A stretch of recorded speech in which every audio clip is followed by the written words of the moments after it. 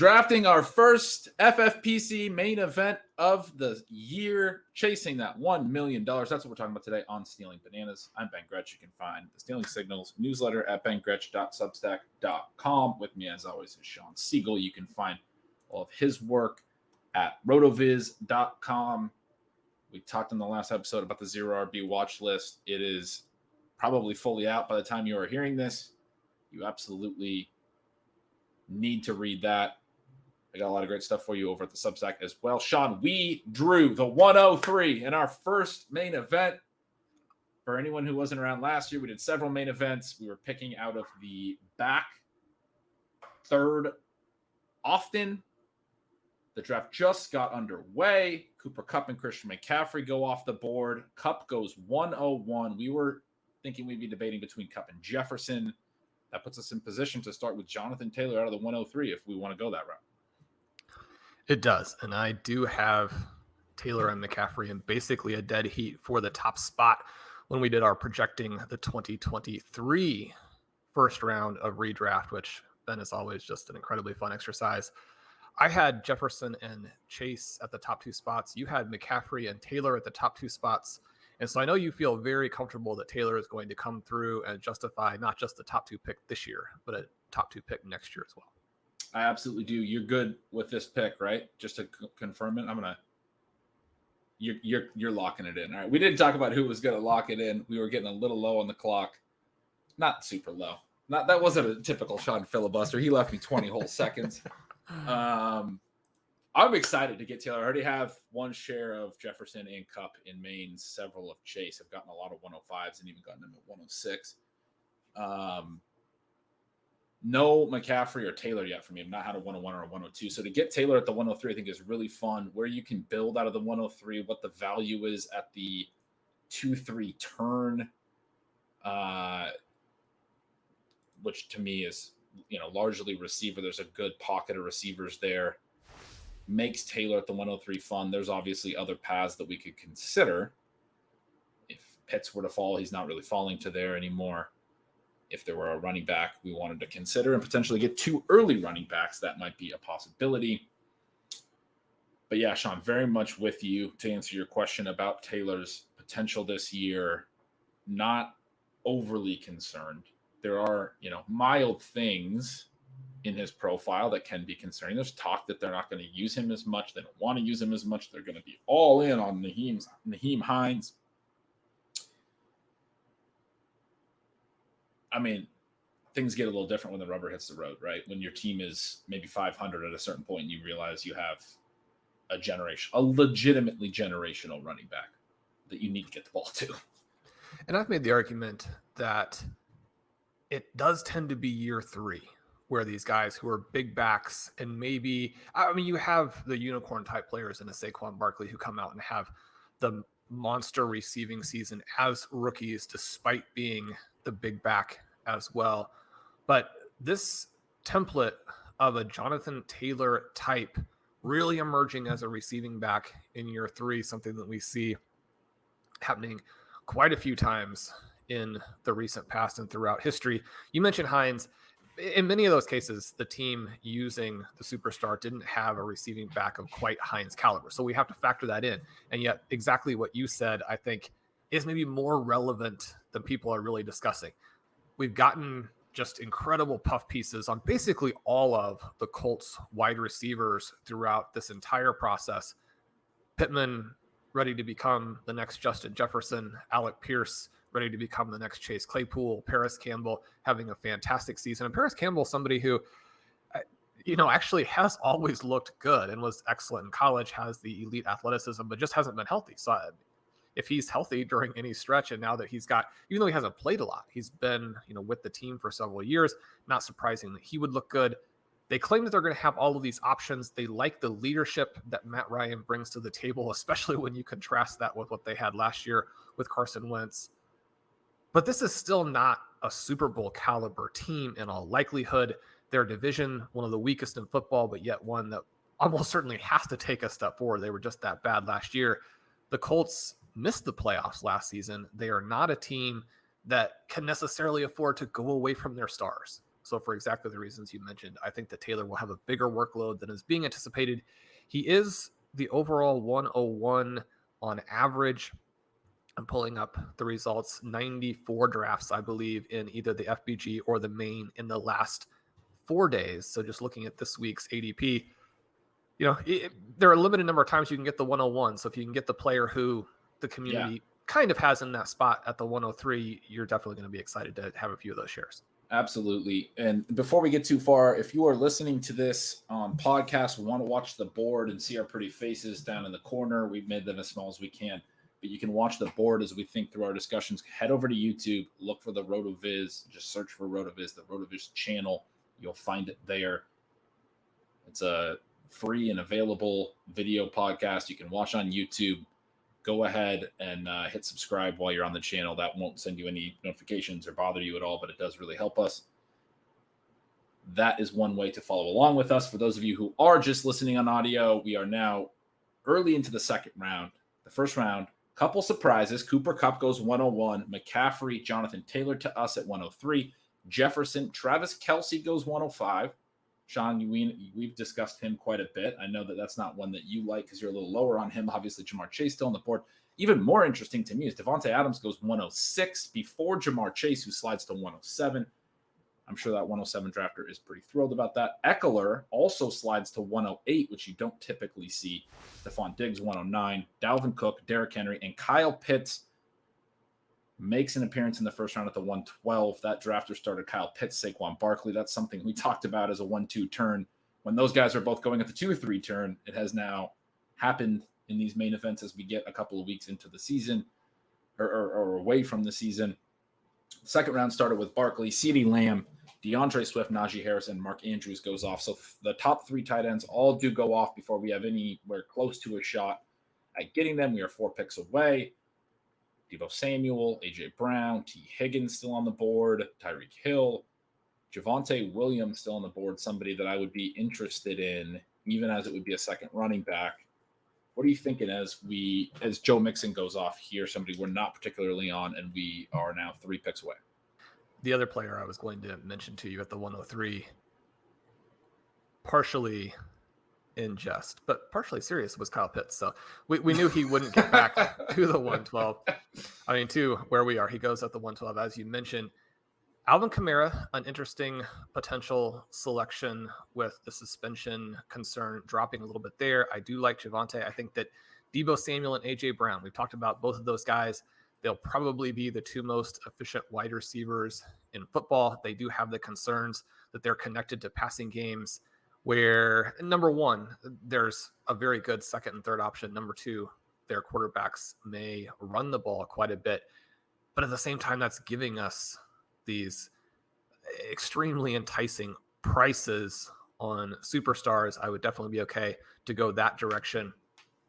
One thing just to kind of throw out there too, not really relevant yet at this pick, but thinking a little bit about Bills and Rams, and if we would elevate certain members of those teams just very slightly or use that as a tiebreaker, since we'll be able to get to see that Thursday night result before we decide whether or not we have to play them in week 1.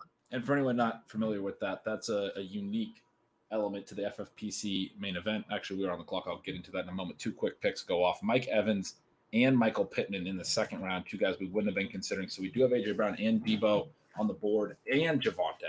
Shawn, I'm comfortable any direction. I have Brown ranked slightly ahead of Deebo, but from an ADP perspective, taking Deebo first, hoping Brown swings around the turn would make a lot of sense. And like I said, Javonte is a player that I would be comfortable going 2 early running backs with. I'm going to let you break this tie. Oh, are you on Kamara? I look at our queue. You have Kamara at the top of the queue. I have him in a tier lower personally. Yeah, so let's not select him. And wide receiver or running back, what's your preference in terms of the overall build? There's a lot of flexibility either way. I think I'm receiver because of Taylor. So I think I would love to leave this pocket with 2 of Deebo, A.J. Brown, and T. Higgins is also in this range. So we are going to go with Deebo, which I think is the right pick at 210. He started to fall from an early second ADP and earlier in the offseason. We've gotten some hype on some other players. There's probably not a whole lot of Jonathan Taylor, Deebo Samuel teams out there as a result for these teams that have been drafting for a long time, or these leagues that have been drafting for several weeks. I like that, the potential uniqueness that provides. I really like the argument you just made about how we know these are very good players. They're being pushed down because of situation. We don't necessarily know the path for Deebo. I'm very concerned about it as well.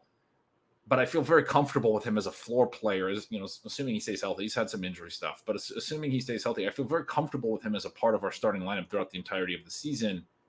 And then anything that we are wrong in our predictions, any projection error with this offense, Trey Lance suddenly is a really good passer, right? Whatever ends up happening is just basically positive, outcome variance. There's not a ton of negative outcome variance. There's this potential for Ayuk to be very good, for example. T. Higgins goes to the 101 drafter after Alvin Kamara to the 102. That 101 drafter took Cooper Kupp. They are very receiver heavy. Seems possible they'll also take A.J. Brown here. 2 picks away, Javonte and A.J. Brown both still on the board. If they both go, I'll be a little bit devastated. That would be disappointing. It's one of these situations here where I'm actually a little bit relieved that the drafter who got Cooper Kupp does not then get Alvin Kamara. It'll be interesting to see. You kind of expect that this might be Javonte Williams. We talked about him too as not only having plenty of standalone value right here, but also a contingency play where if Melvin Gordon gets knocked out. And then it's A.J. Brown. So we do lose both guys. Well, Ben, it seems like the fantasy gods are encouraging us to take Aaron Jones here. Are you serious? No, but he is the top player still available by ADP. He has that 19th ADP there. We do have a share of him, as it turns out. Ben, I think the only way to really make this right and make you comfortable here, having lost those players, is to go with DJ Moore. That's the next receiver on my board. I'm very comfortable with that pick. Is it a pick you want to make?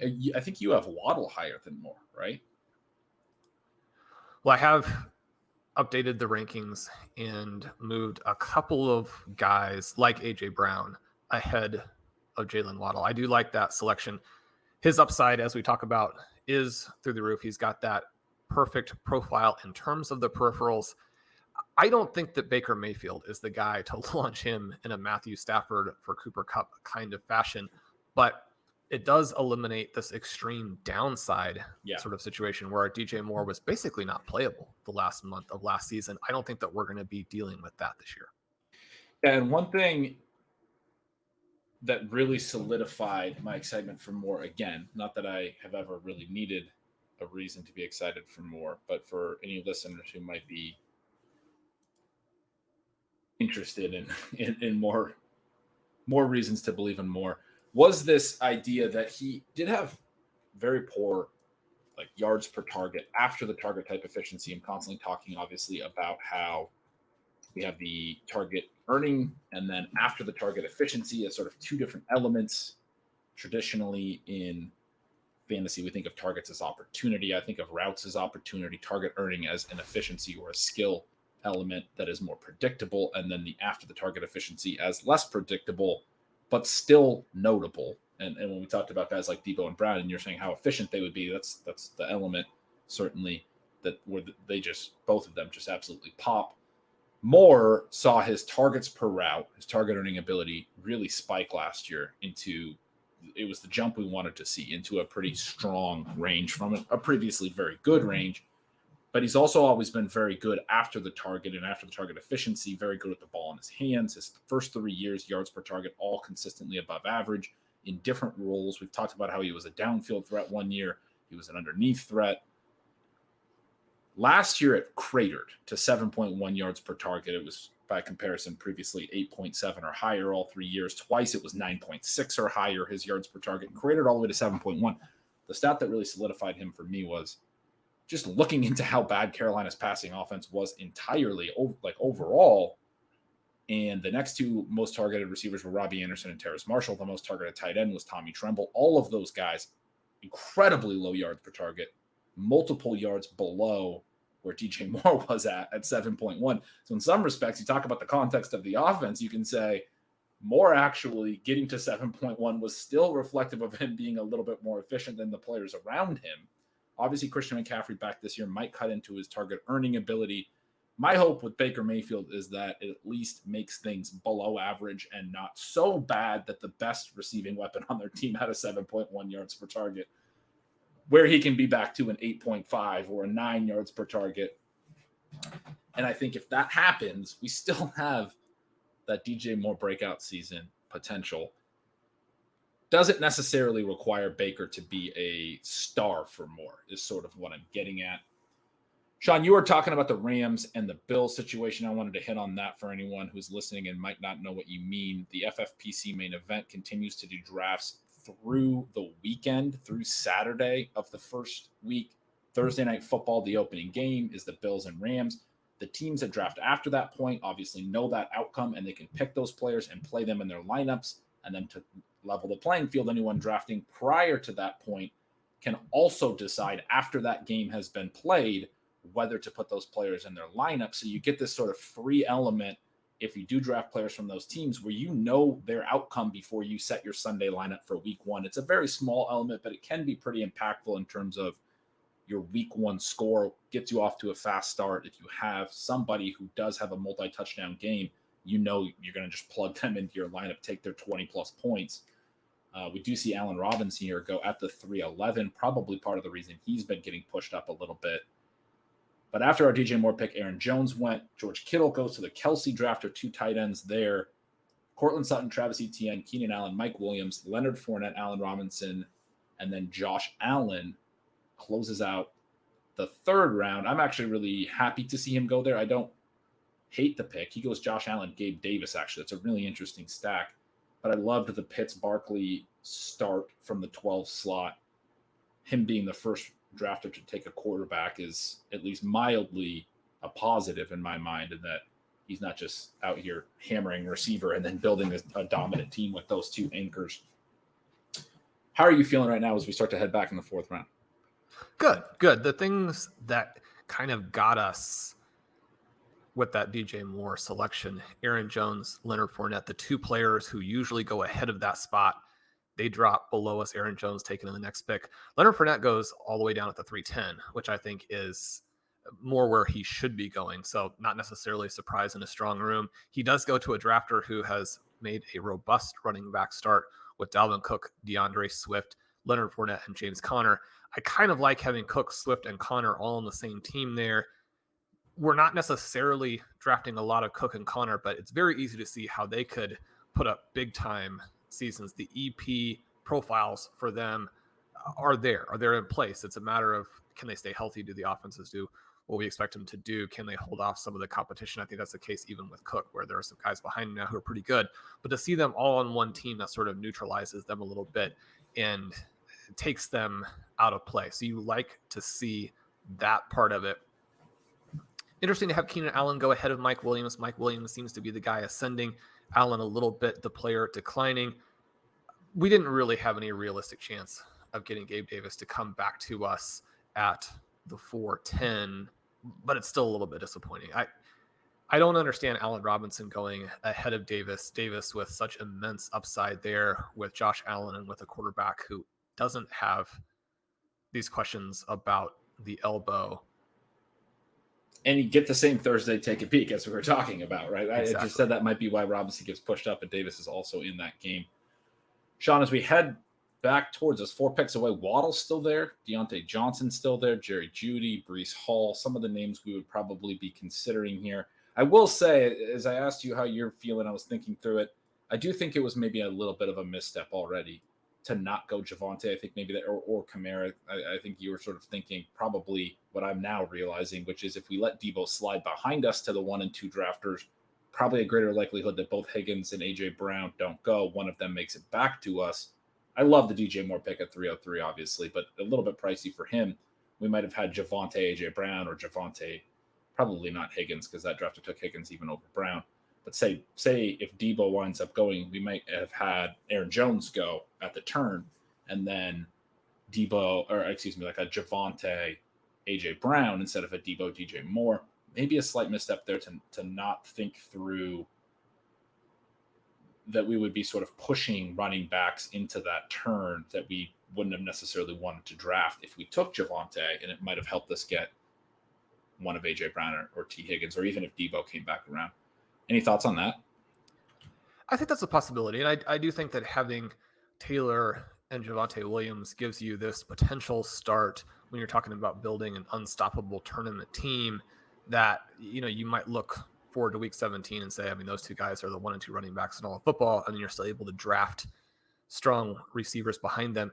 But as I did the 0 RB article, and Melvin Gordon as a spoiler does actually land on there, I became a little bit more optimistic for Gordon, a little bit less optimistic for Williams. I think that we can get a lot of the value in Williams later if we decide to go that route. And I think that, you have a pretty similar league winning upside, really. Melvin Gordon's peripherals the last 2 years, a lot better, I think, than people realize. Yeah. And he was an absolute superstar at his peak. And so from that perspective, and with the Denver Broncos offense likely scoring an absolute ton of points, I feel good about what we did. And I like the fact that we're probably going to come out of these first 5 rounds with 4 wide receivers that we really like. I mean, that's we just got there a player to fall all the way back to us that I did not anticipate coming back. So we just got on the board. We have Waddle and Judy. That's actually tricky for me now too, because after doing the article talking about this year's Cooper Kupp and Jerry Jeudy being the guy who jumped out for me. I mean, I've had Waddle super high all off season. I don't think there's a way to lose here. I mean, obviously one of them will outscore the other, and either of them can get hurt. In 6 weeks, we may have a clear winner, but I just love both of these options. I would say it's Waddle for me for a couple reasons. The biggest being ADP. You don't see Waddle here, and we have a small chance that Jeudy comes back around to us. And then the others would be, more player specific. But you've been very high on Waddle. Is it the injury stuff where we haven't really gotten word on how healthy he is that has impacted you at all, or? No, I think that I'm getting increasingly confident in the Broncos offense and maybe losing a little bit of my enthusiasm for the Dolphins it actually benefits Waddle and Tyreek Hill that they seem to have absolutely no interest in Mike Gesicki, and yet having no interest in Mike Gesicki being this big athletic straight receiver for your team.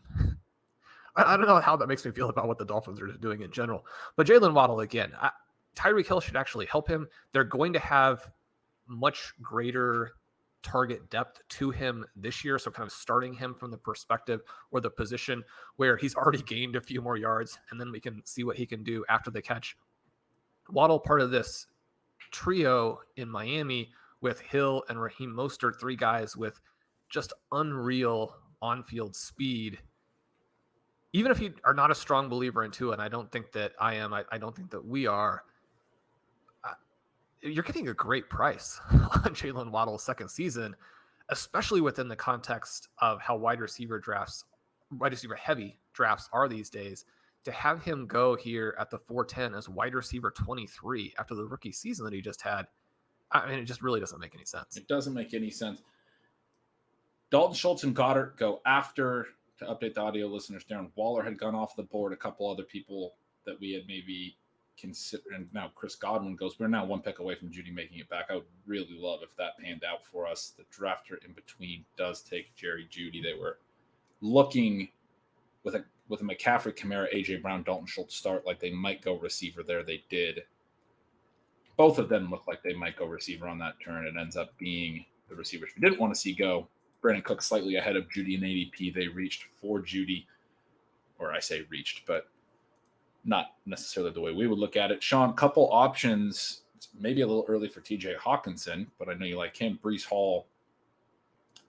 At receiver, for me, it would be DK Metcalf at this point, but that feels like kind of a drop-off. At 503, this feels like, after our Hall discussion, I was saying we could take him in the 4th. I have to green light this pick. So you're thinking Breece? Well, I don't know. What are you thinking? I thought that's where you'd be. The player that I really like here is Rashad Bateman, but I don't get the sense that you're quite as high on him. His ADP We is can a take couple him. slots ahead of Metcalf. You're okay with him? Yeah, we can take him. I filibustered that time. We were low on the clock. I like structurally going with another receiver here. I don't think 503 is a great price for the bet that he is. But if you're not super in on Hall, I'm not super in on Hall either. There wasn't a clear pick for me. I'm very comfortable taking another receiver from a structural perspective there.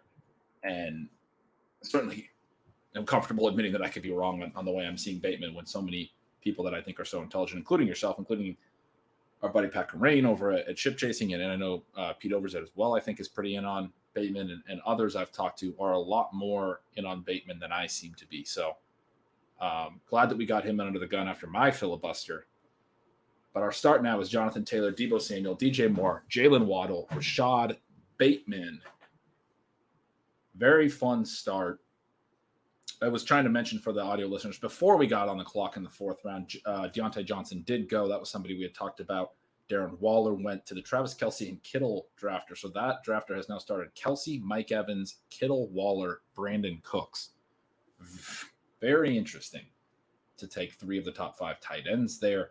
We didn't really, and this happens in the first few picks on FFPC and in these tight end premium formats, we didn't really have a consideration for an elite tight end at any point unless we took Pitts 103, like you said. So we weren't going to take probably Waller with some of the injury concerns at the 2-3 turn. I don't think Kittle can be pushed up that high. He did go 305. This is the highest I think I've seen Kittle go all offseason in FFPC. Now that he's starting to like really edge ahead of Waller, people are, I think, a little concerned about Waller's health. Waller goes later in the fourth. He's been sliding a little, but before we were up, we didn't really have that consideration. Like I said, in between our Waddle and Bateman picks, Schultz and Goddard both went. So that kind of tells you what we were looking at tight end in those spots and why we didn't go elite tight end in this draft. And Ben, you had mentioned TJ Hawkinson and how it wasn't really time for him.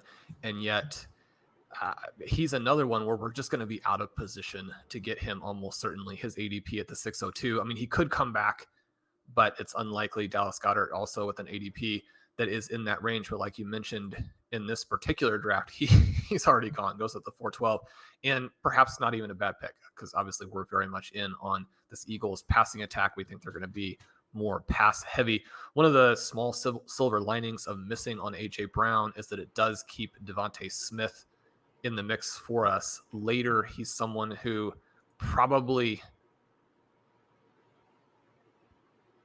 he's in this tier. You should go around here is what you're about to say, right? Well, I was going to say, I mean, I don't even necessarily think that he'll make it back. That's Yeah. not the case by ADP. His ADP shockingly is at the 801, but I don't think that you can lock in mentally the idea that you're going to get players who so clearly are mispriced in a strong draft like this one. You've got to be prepared for the fact that they could go at any time. The interesting thing here, Ben, is that DK Metcalf is still on the board at the 5. Yeah, that's interesting. He's pretty clearly the best available on my board. Elijah Moore, also one of the best available receivers on my board. He goes off. The other guy, along with Davonta, that has a shot to come back around is Drake London. And then we also have Brandon Ayuk in that group. Those guys are all in the same tier for me. And once again, just to follow up again on the Bateman pick, part of why I was so comfortable there, I love drafting off tiers. We've talked about tiers before. I do have a pretty wide tier once Judy was off that included some players that had already gone, like Marquise Brown. I was on, DK Metcalf as my highest ranked player, I think at that point, but I had, or highest ranked receiver at that point, but I had Bateman a couple spots behind and in the same tier. And that's I genuinely think about it that way, where like, it's very easy for me to just say, I could flip this at any moment. Basically, I'm seeing these guys as very similar bets. That's the whole idea of tiers-based drafting. When you hear me push back a little more, it's because I have a tier break typically, right?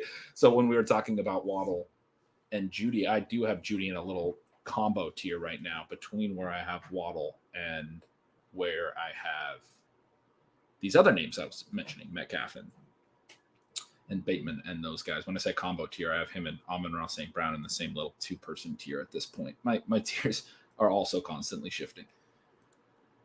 Brandon Ayuk and Drake London go at the turn. That 12 spot, continuing to build a strong team. Kyle Pitts, Saquon Barkley, Josh Allen, Gabe Davis, Brandon Ayuk, Drake London. DK Metcalf still on the board at the 602. Sean, he's probably not going to make it all the way back to the 610, but it is very surprising to see him fall to the 6th round. It is. I do have a pretty decent amount of Metcalf because in a variety of formats, he's been at the 5-6 turn for me recently and have been loading up at that price. He's just such a big time talent. I think that regardless of what happens with that quarterback battle, I mean, he's going to be fine. He may not be the league winner, but we're talking about someone who is not that far removed from being considered the number 1 wide receiver in Dynasty. And so to get this price on him, I think you've got to be enthusiastic, whoever gets him here. And we see, sorry to cut you off, but we see Adam Thielen and Allen Lazard go here in the early 6th. I mean, again, compare those players to DK Metcalf. It's just, try not to be too critical. I could be very, very much be wrong on Thielen and Lazard. I don't see the paths. Let's just put it that way, relative to what Metcalf can do, even with the poor quarterback play. The quarterback play is a concern, but one of the things, that we're looking at with some of these selections is that the quarterback play is a double-edged sword, right? To where drafters are getting very tuned in to the fact that the receivers, that the quarterback is going to determine the efficiency level in a very big way for these receivers, and then it can really elevate some of these players. And yet when you draft the players at that level who are just, many, many levels down in talent, you have sucked out the ability to really be right in a way that you have a big win, and you are betting on being right.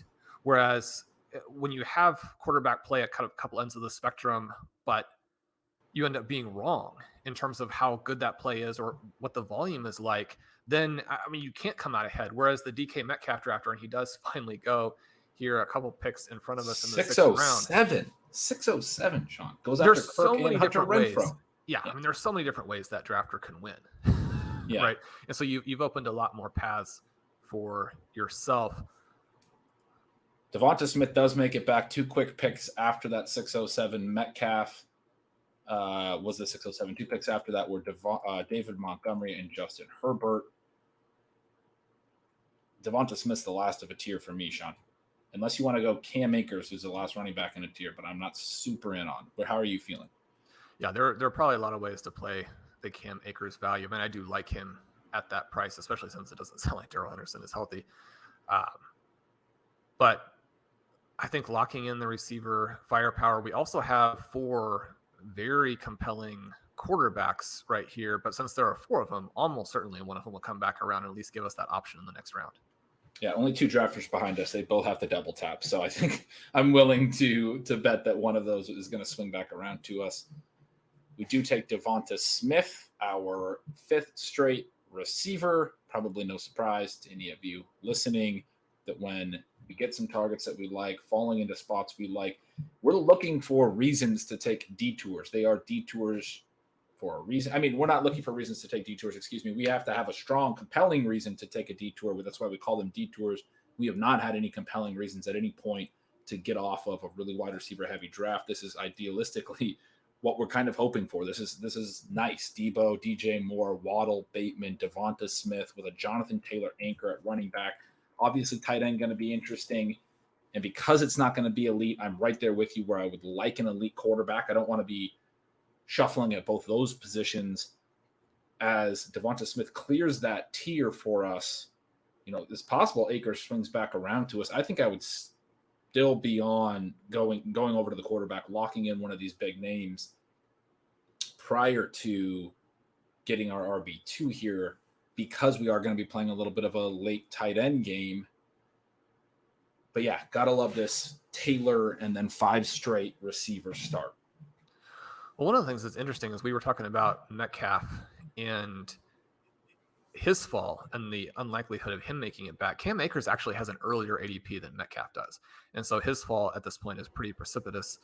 Obviously, there is injury uncertainty. And so you do expect that if guys are going to fall, it will be players that drafters can't get a really clear read on, when they're on the clock. That leaves you with that lack of comfort. Ben, Patrick Mahomes goes, Lamar Jackson, Kyler Murray, Jalen Hurts all here. We obviously have Devontae Smith on our team, Rashad Bateman on our team. We have Deebo and Trey. Lance still has, in this format, an ADP of 810. He could theoretically come back to us if we do want to go Cam Akers, if we wanted to put somebody else in. Yeah, I was just going to say, I think, based on what I've seen, and Akers does go at the turn. Interesting note that you had there that his ADP is even higher than Metcalf's.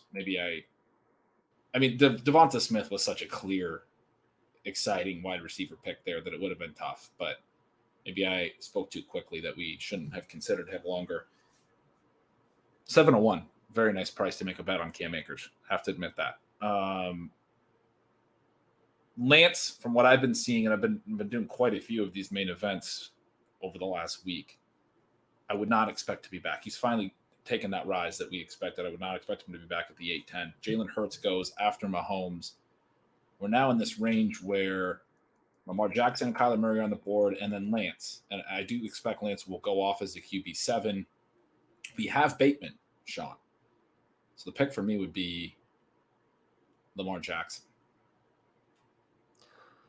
Yeah, I think that's a pretty straightforward way to play it here. He has risen ahead of basically all these guys who've gone in front of him in a lot of formats over the last 2 weeks. So there's plenty of enthusiasm for Jackson. If we took Kyler Murray, it would still open us up to take a couple of his receivers or targets later. But do you prefer Kyler?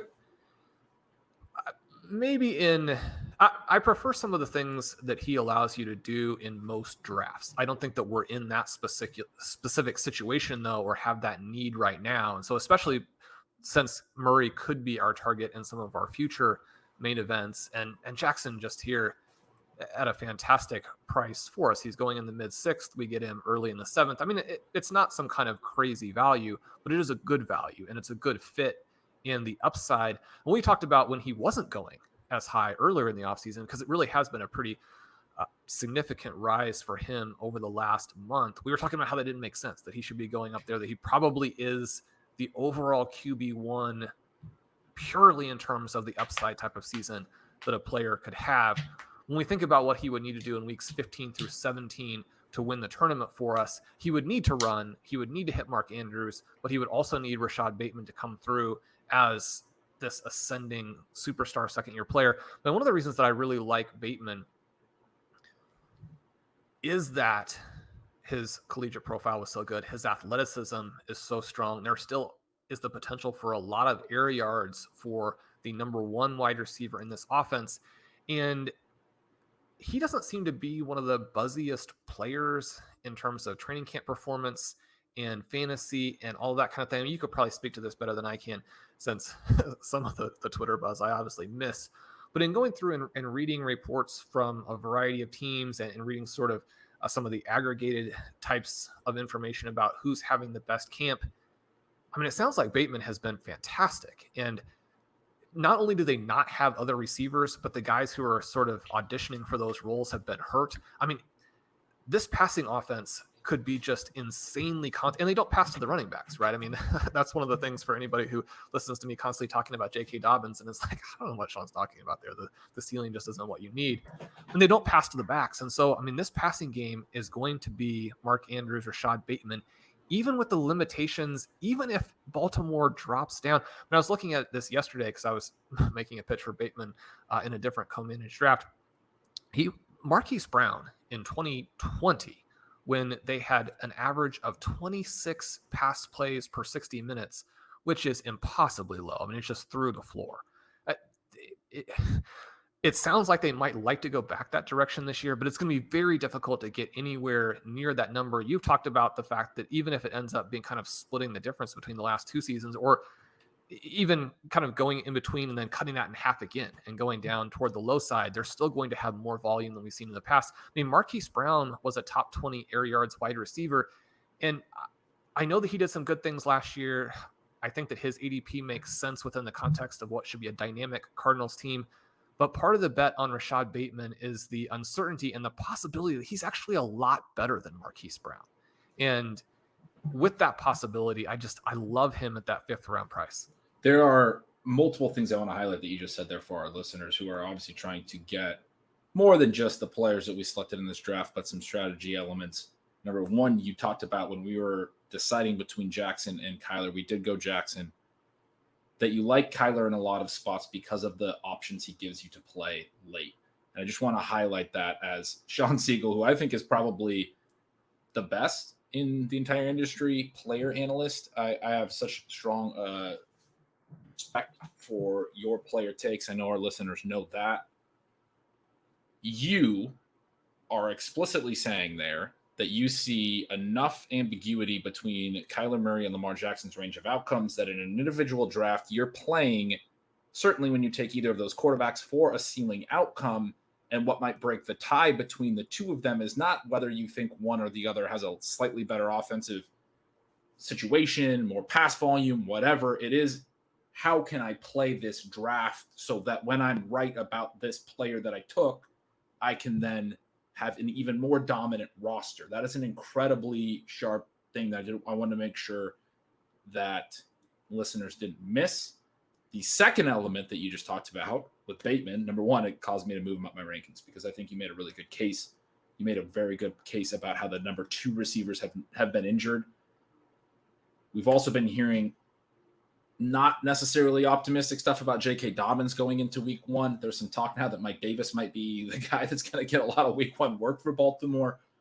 And so as you were talking through all of that, I mean, Bateman could get off to a really fast start in a way that could be really positive, because this could be the outcome where the Ravens are passing a lot like last year, at least early. And then I think they will get more towards the run. We've talked about how their team is positioned more for running than last year, more towards the run. And we've talked about how game situations and expected pass rate is going to come down for them almost certainly. But I don't think I had shifted enough to this point in August with the reports on the secondary receivers and the reports on Dobbins to where I was, until you started talking about it right there, to where I was recognizing that at least early in the season, the Ravens are probably going to pass a decent amount. And that's a very positive for Bateman. And then I guess there's a third thing. I go back to that Bateman pick where I talked about wanting Metcalf or preferring Metcalf. You got us on Bateman again. How does that play out in the draft? Well, we wound up with a Bateman Jackson stack. There's nothing you can do with Metcalf. You're not going to stack him with Geno Smith. We had DJ Moore and Waddle already, not really stackable receivers. Deebo, certainly we could stack with Lance. We ended up getting Davonta, but Hurts went before us. Thinking about the ways the draft can fall to you and how you can come up with a very strong draft, I think further solidifies that Bateman pick at 503 in that it gave us this out to now hit on Jackson. I'm very happy at this point that we took Bateman at 503 because of how things fell and what we landed with. Good stuff all the way through that range. Lance does go here at 804 as the draft continues to move back to us. Kyler had also gone off the board. We were not going to get an elite quarterback on the way back, and potentially a Burrow if you want to consider him in that class, or a Russell Wilson, but not having taken Higgins or Chase in this draft, not having taken Judy because he pushes me away from those guys who I do think are a tier down from the Jackson, Murrays, and Lances in terms of pure upside.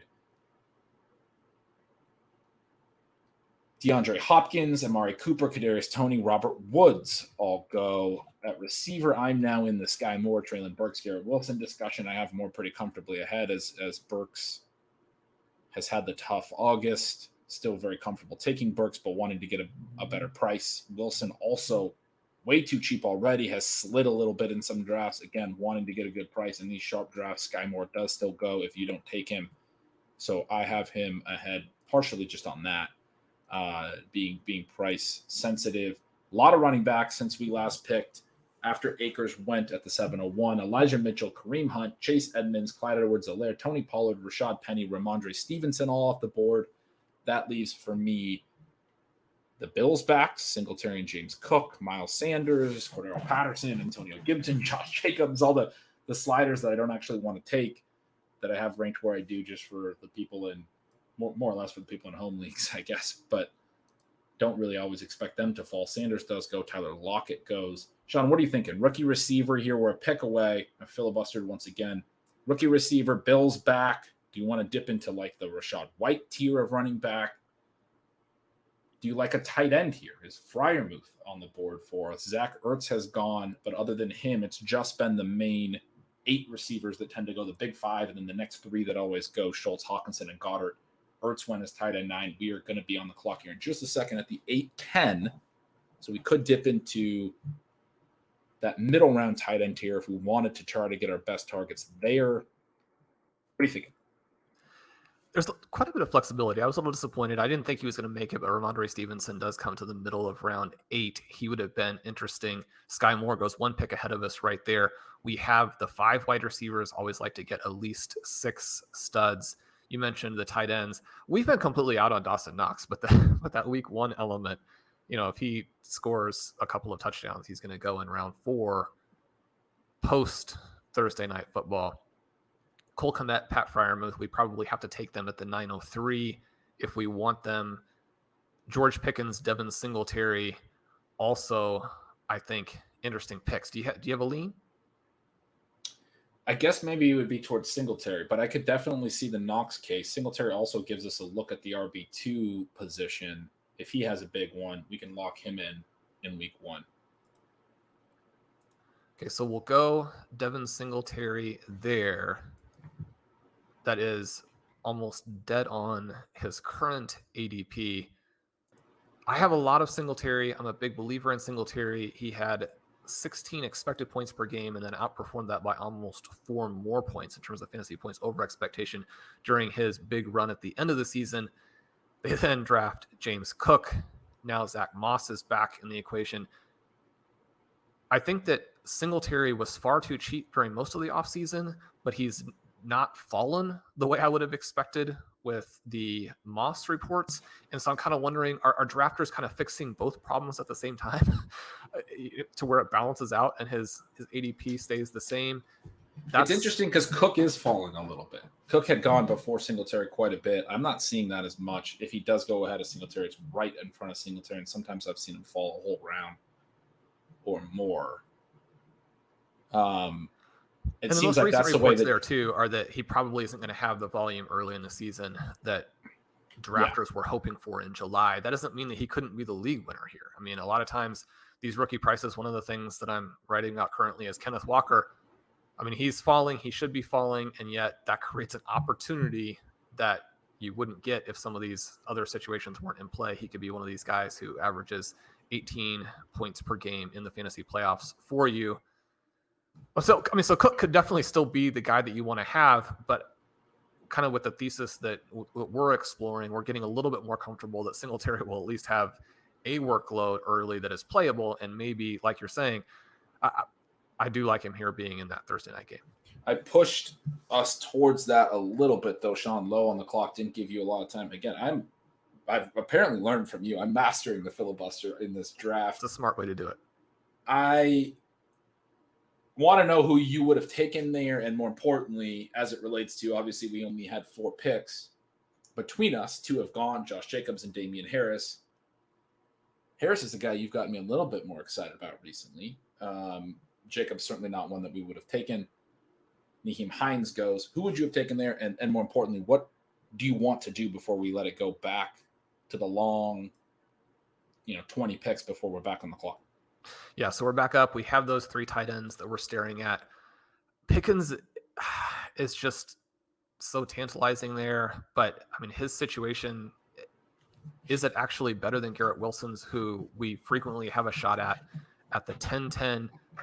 We probably have to address tight end with one of those 3 guys, either Knox, Kmet, Freiermuth. All 3 of them have interesting theories behind them. Kmet, I mean, he could easily lead the position in targets. He does seem like he and Mooney actually the only guys who have any rapport with Fields because they're the only guys there. Freiermuth, a potential emerger, especially now that Kenny Pickett looks pretty good. And then Dawson Knox on one of the 2 most explosive offenses of football. We have 10 seconds, Sean. You got to break that time. Well, let's go with the big swing. We'll take Pat Freiermuth there. We'll hope that he and not George Pickens is the player who is at least the most fantasy relevant for this season. I think those players, those three are very, very close. We've talked a lot about how Dawson Knox's ability to create targets has not been particularly good. His yardage efficiency, not particularly good.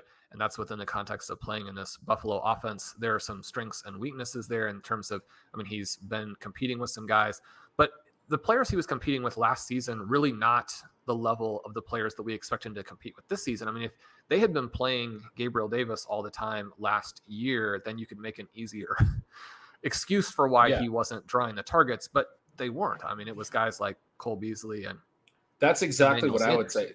I think Knox is a pretty, we talk about how regression is maybe overemphasized sometimes, but he's a pretty classic guy for me where, because of the target earning that you mentioned, if the TDs regress and he had 9 touchdowns on only 71 targets, only 49 receptions, it's a really high rate of touchdowns per reception for a tight end. If those TDs regress, he certainly has the potential to have 10 touchdowns again in this passing offense. I'm not denying that, but if those regress, you don't have any target floor with him in this range. I'll be completely honest. Even with the Thursday night game, I was not comfortable with that pick. I think you probably recognize that, and probably why he went to Freiermuth, because I like him a lot. I would have been comfortable with Kmet as well. You did have Kmet higher in the queue. Is Kmet someone you would rather have than Freiermuth as we just start to lock these discussions down for the many more of these drafts that we'll do? I have them very close together. I think that Justin Fields is going to surprise some people. I don't think that they're going to be fantastic, but I think there will be some interesting games. I think they're going to have a lot of garbage time. Cole Kmet, because of the offensive context, the coaching, all of those types of things, and frankly, a little bit of his own play. He dropped some passes that if he had caught them the last couple of years, his numbers would look better and the team would have felt more comfortable using him. But he's looked good, and he's in that spot now where it's very easy to see a breakout. When you compare and contrast these two guys, the target competition for Freiermuth is much more significant, and yet he is in a slightly different part of the trajectory there, to where a guy who had his rookie season and now looks like he has a shot at joining that Kittle Waller area. I think you have to take the play on potentially a better offense, but also just potentially a significantly better player, right? When we're thinking about how can we get exposure to elite tight end scoring, if we weren't in position to actually take one of the elite tight ends, you have to go for a player who could emerge like that. I'm much more comfortable doing it now than, say 10 days ago, just because Kenny Pickett does continue to look like he can be the person who runs the offense. One of the things that you don't really want if you're drafting Pratt Freiermuth is you don't want Trubisky to have a lengthy run at the beginning where he's very mediocre and doesn't really help you from that perspective. And then Pickett doesn't get out there playing and getting the experience and getting through, if he has some of those early rookie moments. And we've seen players like Deshaun Watson and Patrick Mahomes. Mahomes, it wasn't until really the week 17, and then obviously he plays in his second season, but there are rookie QBs who just light the world on fire from day one. But I want Pickett to, number one, be the guy, and number two, play early enough that if he has any struggles, that he's ready to really get it done in the fantasy playoffs. I think we're trending very quickly in that direction. A few interesting notes here that draft in the 12th spot that I've highlighted a couple different times. Figured if we didn't take Knox, he might go all the way to that drafter who had the Allen Gabe Davis stack early. He does. That team continues to be built out pretty strongly. Gabe Davis, Brandon Ayuk, Drake London, and Kadarius Toney, and then Garrett Wilson now are the receivers. Has the Pitt Saquon start, took Rashad Penny as well. Pretty strong roster there. Another note I wanted to ask you about as we start to head back, as we think about who might be there at 10-10, George Pickens still on the board. You had Pickens as a pretty strong consideration for us there at the 8-9 turn, with Treylon Burks and Garrett Wilson still on the board. Chris Olave as well, who we're not as on. Olave did go. Wilson went. Burks is still on the board. I have Burks, Pickens, and then Romeo Doubs as my next three receivers right now. But Burks and Pickens a little bit higher. I thought it was very interesting that you were looking at Pickens prior to them. Is that just because of the hype and thinking that he probably doesn't come back and there's a chance that Burks comes back? Or are you in a position to really like Pickens over Burks at this point. Another consideration I want to get from you actually real quick while we have about 6 picks before we're up again is Antonio Gibson still on the board. We are past the Cordero Patterson, Naheem Hines, Kenneth Walker with his injury discount, Kenneth Gainwell range. At a certain point, I think Gibson becomes interesting and Pickens did go off the board. Pickens goes. I think that now that we more or less have confirmation that the injury isn't an issue, and not just in terms of the short term, but you never know, even with how seemingly flawless so many of the recoveries are these days. You never know if the guy is going to be quite the same, especially when you have maybe a smaller window to have evaluated what he did as a freshman, an 18-year-old freshman in the SEC. But as soon as you see what he's doing to the Steelers in practice, I think it's pretty easy to put him up there with Burks and Wilson in terms of where they are as prospects. And then because he's getting off to a faster start and doesn't have some of the offensive concerns that Garrett Wilson has, then I think you can elevate him above those guys. So I think that number one, it is that he's more expensive, but number two, I think that you probably actually do just want him a little bit ahead of those guys straight up at this point. Antonio Gibson would have been a tough guy to pass on in the 10th round if he had made it. He does go at the 10:07. And so does Rachaad White, who would have been another running back that I would have loved to have here at the 10:10. My next best running backs now are Darrell Henderson, Michael Carter, Tyler Algier, Melvin Gordon, who you talked about liking a little bit earlier, all in the same tier, changing those guys around a lot. But Treylon Burks is still here, a potential 10-10 option. There's also ways to build out tight end with Freiermuth as our number one, Gerald Everett.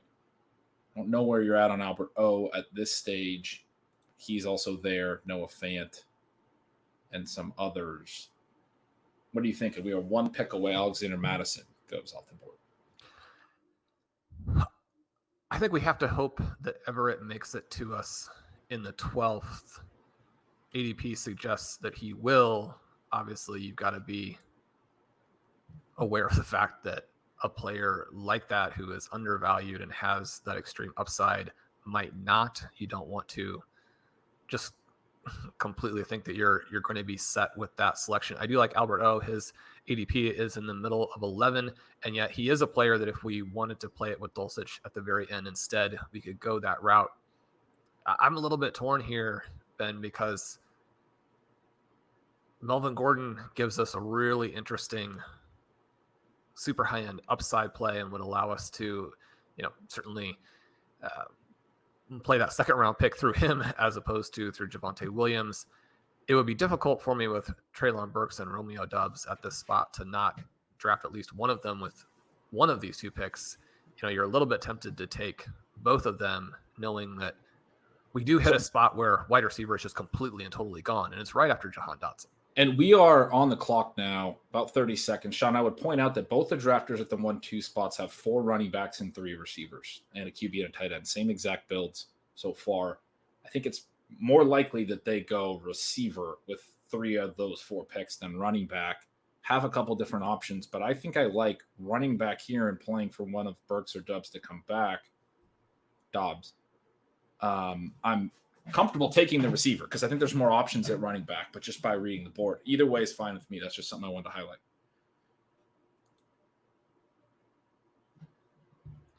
Okay, so we got down to 3 seconds. I clicked Burks because you said that these drafters at the turn were running back heavy. Yes. Sorry, I said that backwards. I think Burks was the right play. I think I said that backwards. Okay. And so they do. The two teams in between us, one has McCaffrey, Kamara, Jacobs, and Patterson. The other has Javonte Williams, Akers, Damian Harris, and Hines.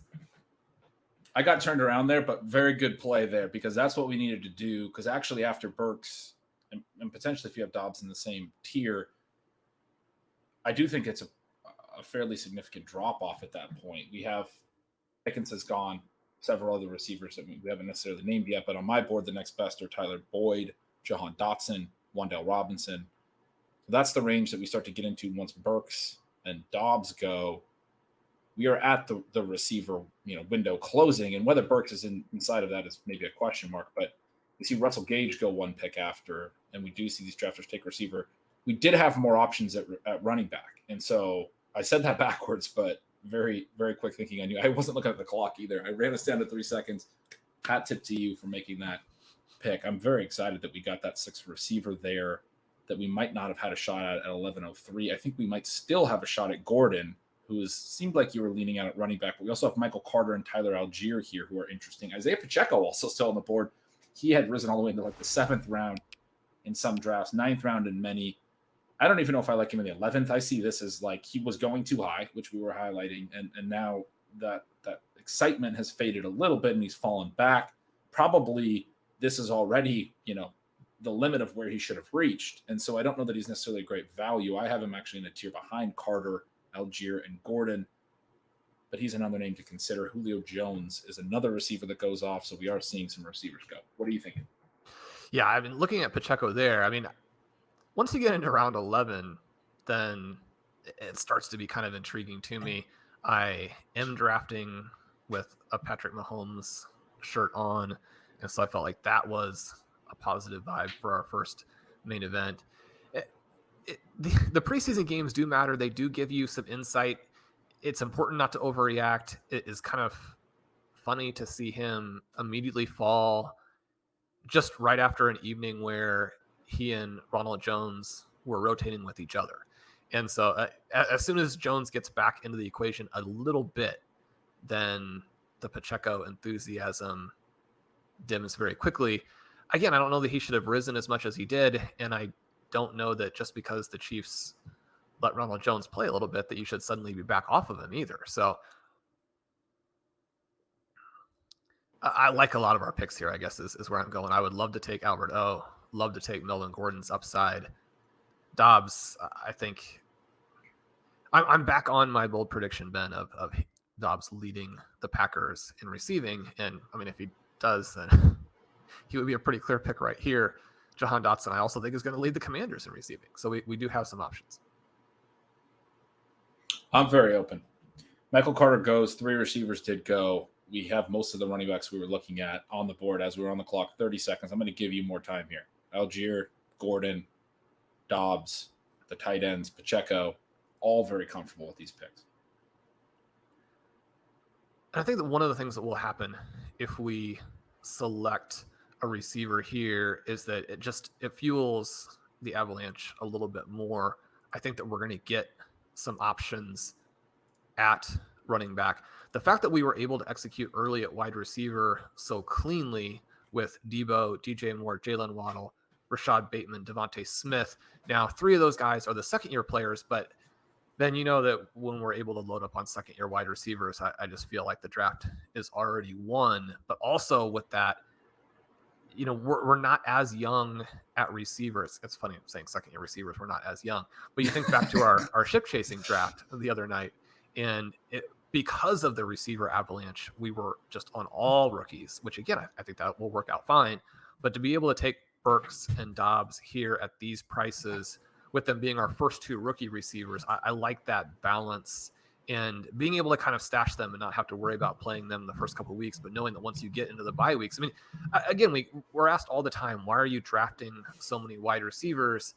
But if anything, the last couple of years where our teams have been successful, we were excited about how they did, and yet they weren't successful to the point where we're deep in the bye weeks and thinking, oh, like we've got elite options on the bench. I mean, you need a lot of guys if you want to hammer your opponents during that bye week stretch. And to do it, you got to set your team up like this. I love it. So we did go Romeo Dobbs and Burks. Again, at the turn, three of the 4 picks were receivers. It was Gage, Julio Jones, Isaiah McKenzie, a few veterans. Michael Carter went. I like that, with those picks going off the board and Dobbs not going, and he often does. And frankly, I've seen him go in the 9th round a decent amount. That we said, all right, you're going to give us the shot to take 2 of these rookies at 10 and 11, the 10-11 turn. If that's what the room's going to give us, that's what we like, that we're going to take that. We're going to continue to build the wide receiver strength in this situation. Pacheco goes right after us. Jahan Dotson goes. 3 picks after us. A few more veteran receivers have gone. You are right to say that it might push a little bit of an avalanche. We get Marcus Valdes-Scantling, Dotson, Joshua Palmer, and Tyler Boyd all going in the next 5 picks. Gordon does go. Possibility Algier still makes it back. I love this. I mean, Taylor and Singletary, I think, gives us 2 very comfortable starters. And so pushing the RB3 discussion down is fine. Probably the only real concern is pushing the tight end 2 with Freiermuth. We probably want to get a little depth there. But as you noted, we might be able to get Everett at 12-10. And then as we get to the end of the 11th round, no tight end goes. No tight end went in the 10th. Tight ends are sliding a little in this draft. We could see a run at any point. But Everett, Alberto still on the board at 12:01.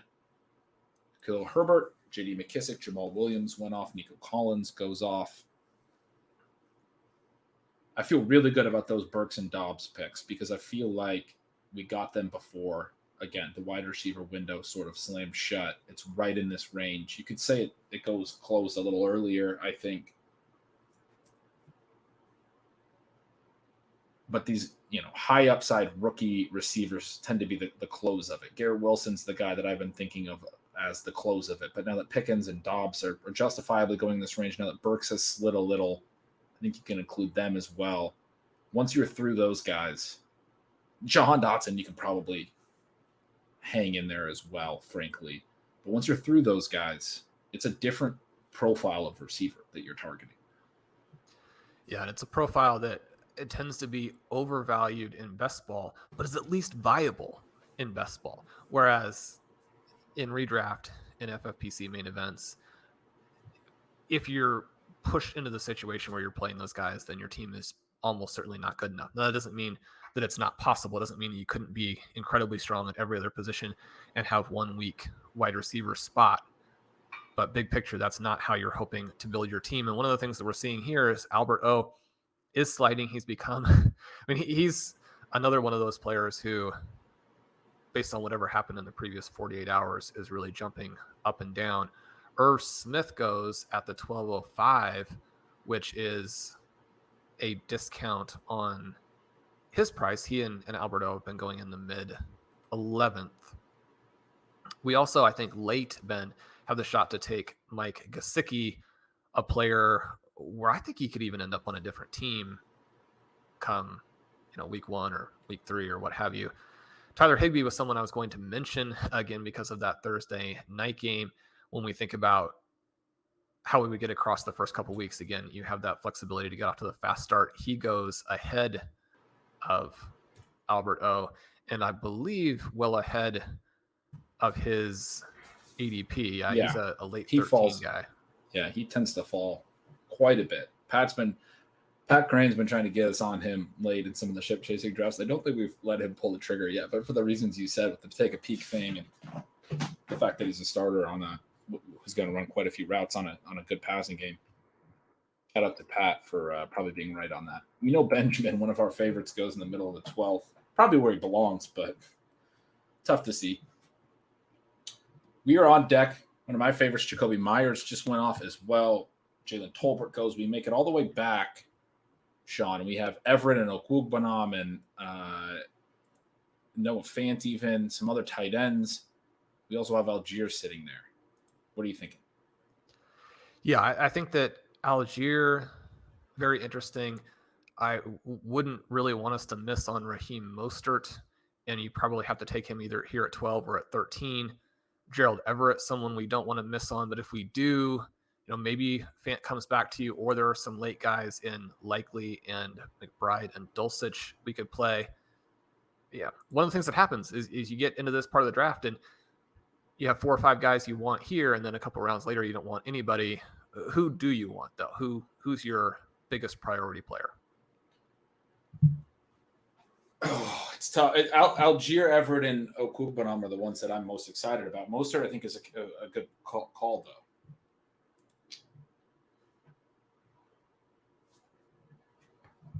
Okay, we take Everett, and I think that we were a little low there. Everett, I think, is the right play because I actually was thinking that right after I said it, that these guys behind us still are pretty running back heavy. Carter did go in the last turn, so that drafter got a fifth running back. We do see Evan Ingram go right behind Everett, so they were thinking getting their tight end twos as well in this range. We might see another tight end at the 101. We might see a running back there. But Algier and Mostert give us some flexibility.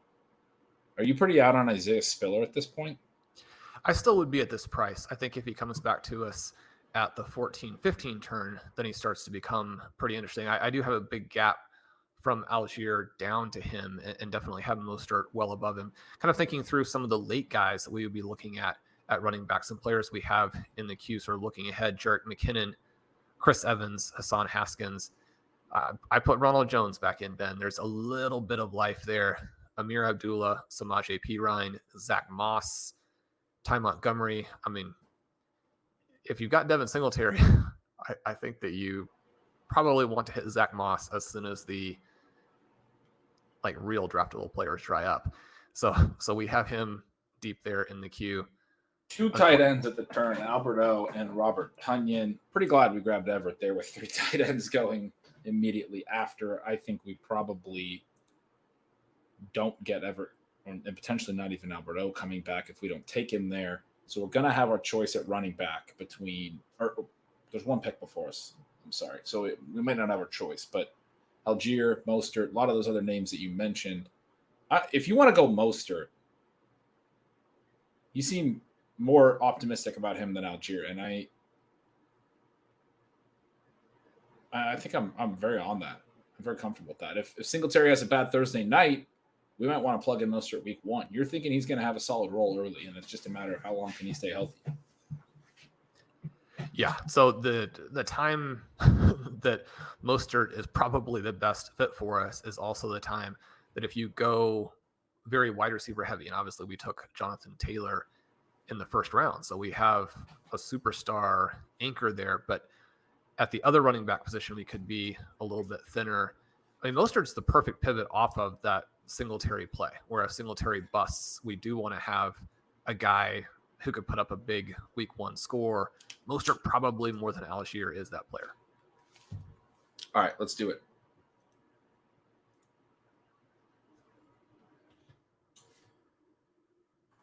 We had Raheem Mostert 1303. Zamir White's a guy you have in the queue as well. We took him last night. I had kind of a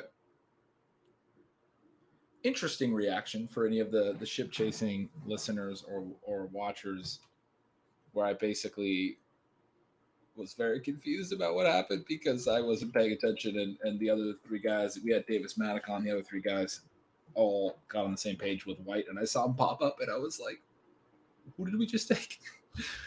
But with an explicit word that I won't mention thrown in. I'm not on him.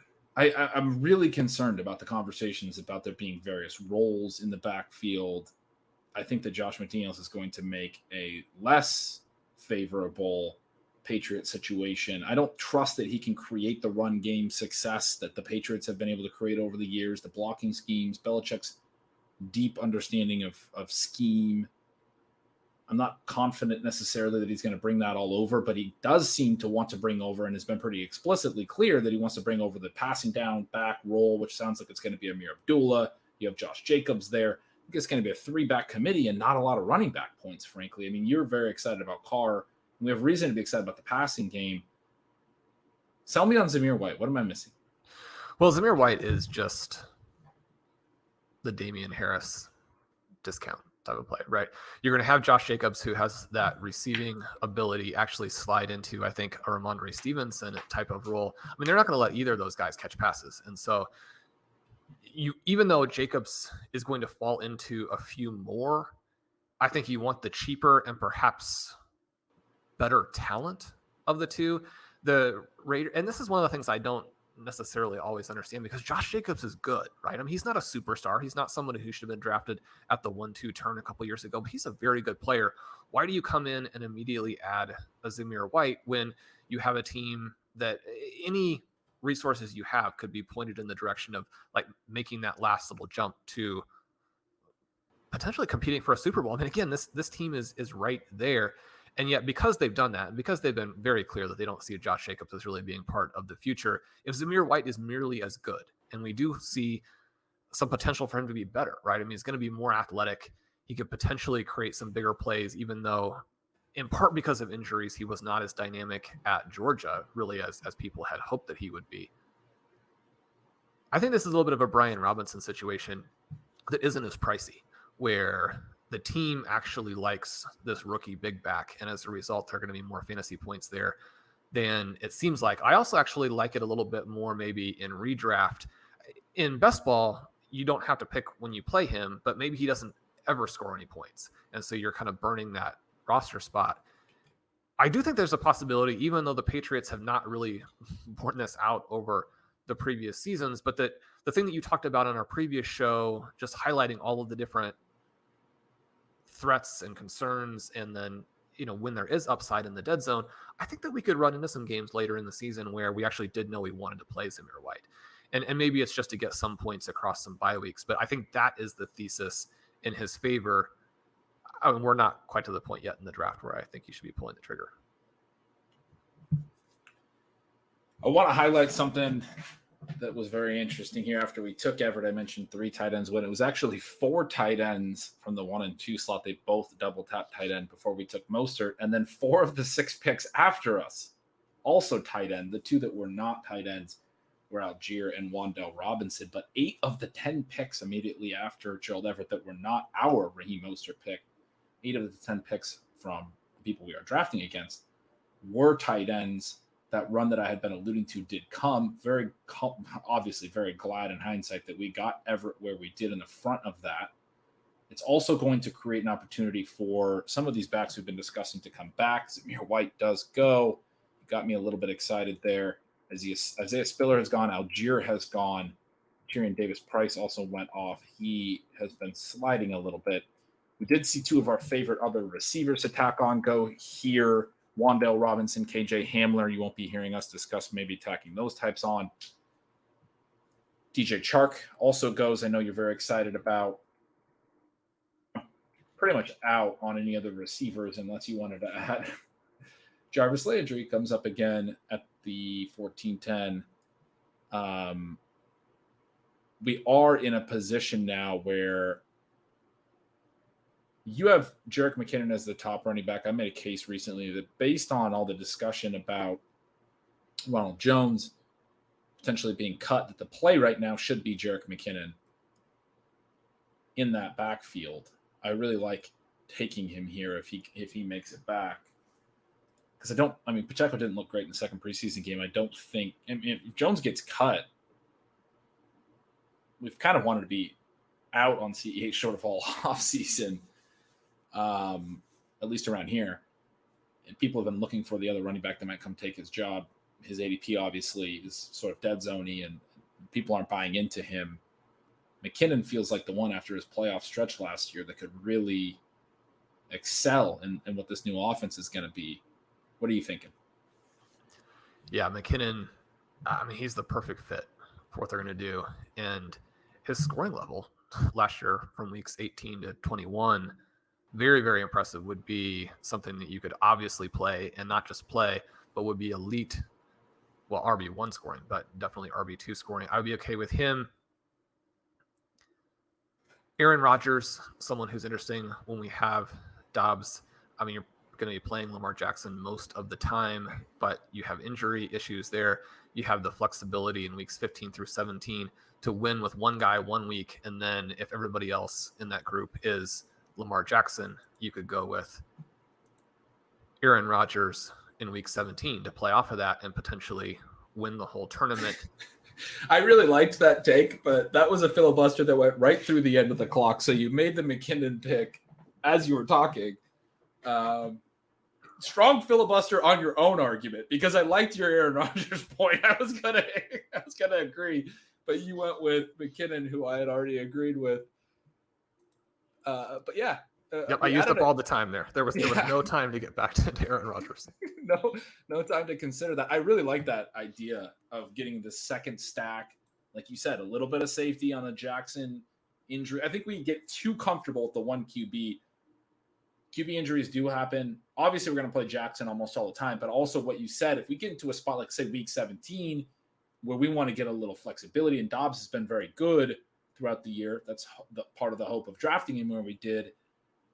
Maybe Jackson's had 2 really strong weeks, but we have a reason to believe that rolling out the Rodgers-Dobbs combination in our week 17 lineup, again, the scoring in this contest for the big money, once you qualify, is a combination of weeks 15, 16, and 17, as well as your regular season average you get mixed in as well. That's the fourth element. But by the end of week 16, you know where you're at in the standings. And what happens a lot of the time is, say, Lamar Jackson's had 2 really big games. A lot of the teams near the top have Lamar Jackson. Maybe we're trailing in some other areas, don't have some of the other players that you really wanted to have and that the top teams have. And to differentiate, you can then go, I'm going to put in Rodgers and Dobbs into our lineup in week 17, give us a completely different stack, a completely different look that gives us the potential, if Jackson has a poor week 17, to then propel above those other Jackson teams. I really like this. I mean, we've talked a little bit about it this offseason. It does require us to carry 2 quarterbacks all year. That is a roster spot consideration. But Rodgers at 1503 is a nice price. And so we're 2 picks away here. He is well below. He goes. He does go. So he goes at 1501. There was always going to be a chance that he might go there, but the drafter had taken Mahomes. And so that, that drafter thinking somewhat similarly, they had taken Robert Tonyan.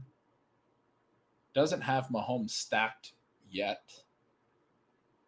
And appears to have thought, hey, I can get a Rodgers Tonyan stack in here.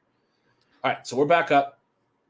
Then since we're not burning the spot on QB, what are your thoughts on burning it on Jameson Williams? I've all right, let's do it. It's 1503. I've been anti-holding him as long, but in a tournament with this much upside at the end of the year, it's justifiable. Okay, so we'll pull the trigger on. I have him way down in my ranks, and he is, along with Jarvis Landry, the last 2 of a tier, and a lot of guys behind them have gone off the board at this point. We just saw the first defense go off 1 pick after him. So, yeah, I mean, I think you got to be fading Jameson Williams in any format where you have to hold him for a long time, and it's really a consideration about, the roster crunch.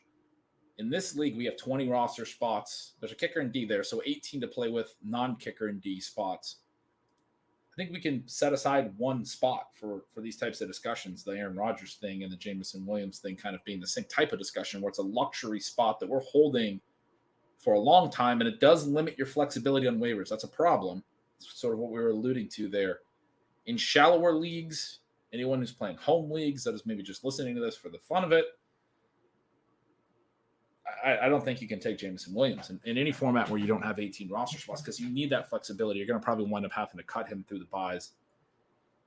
At 1503 in this type of format with so much of the purse dedicated to the production in weeks 15 to 17, that's the thought process there. If Jameson Williams is able to make it back by week 11 and is established by week 13, I mean, he might even make it back prior to that, right? But if he does and is able to do that, and then when we go into weeks 15 and 17, we have another player that we can really consider playing in the shootout.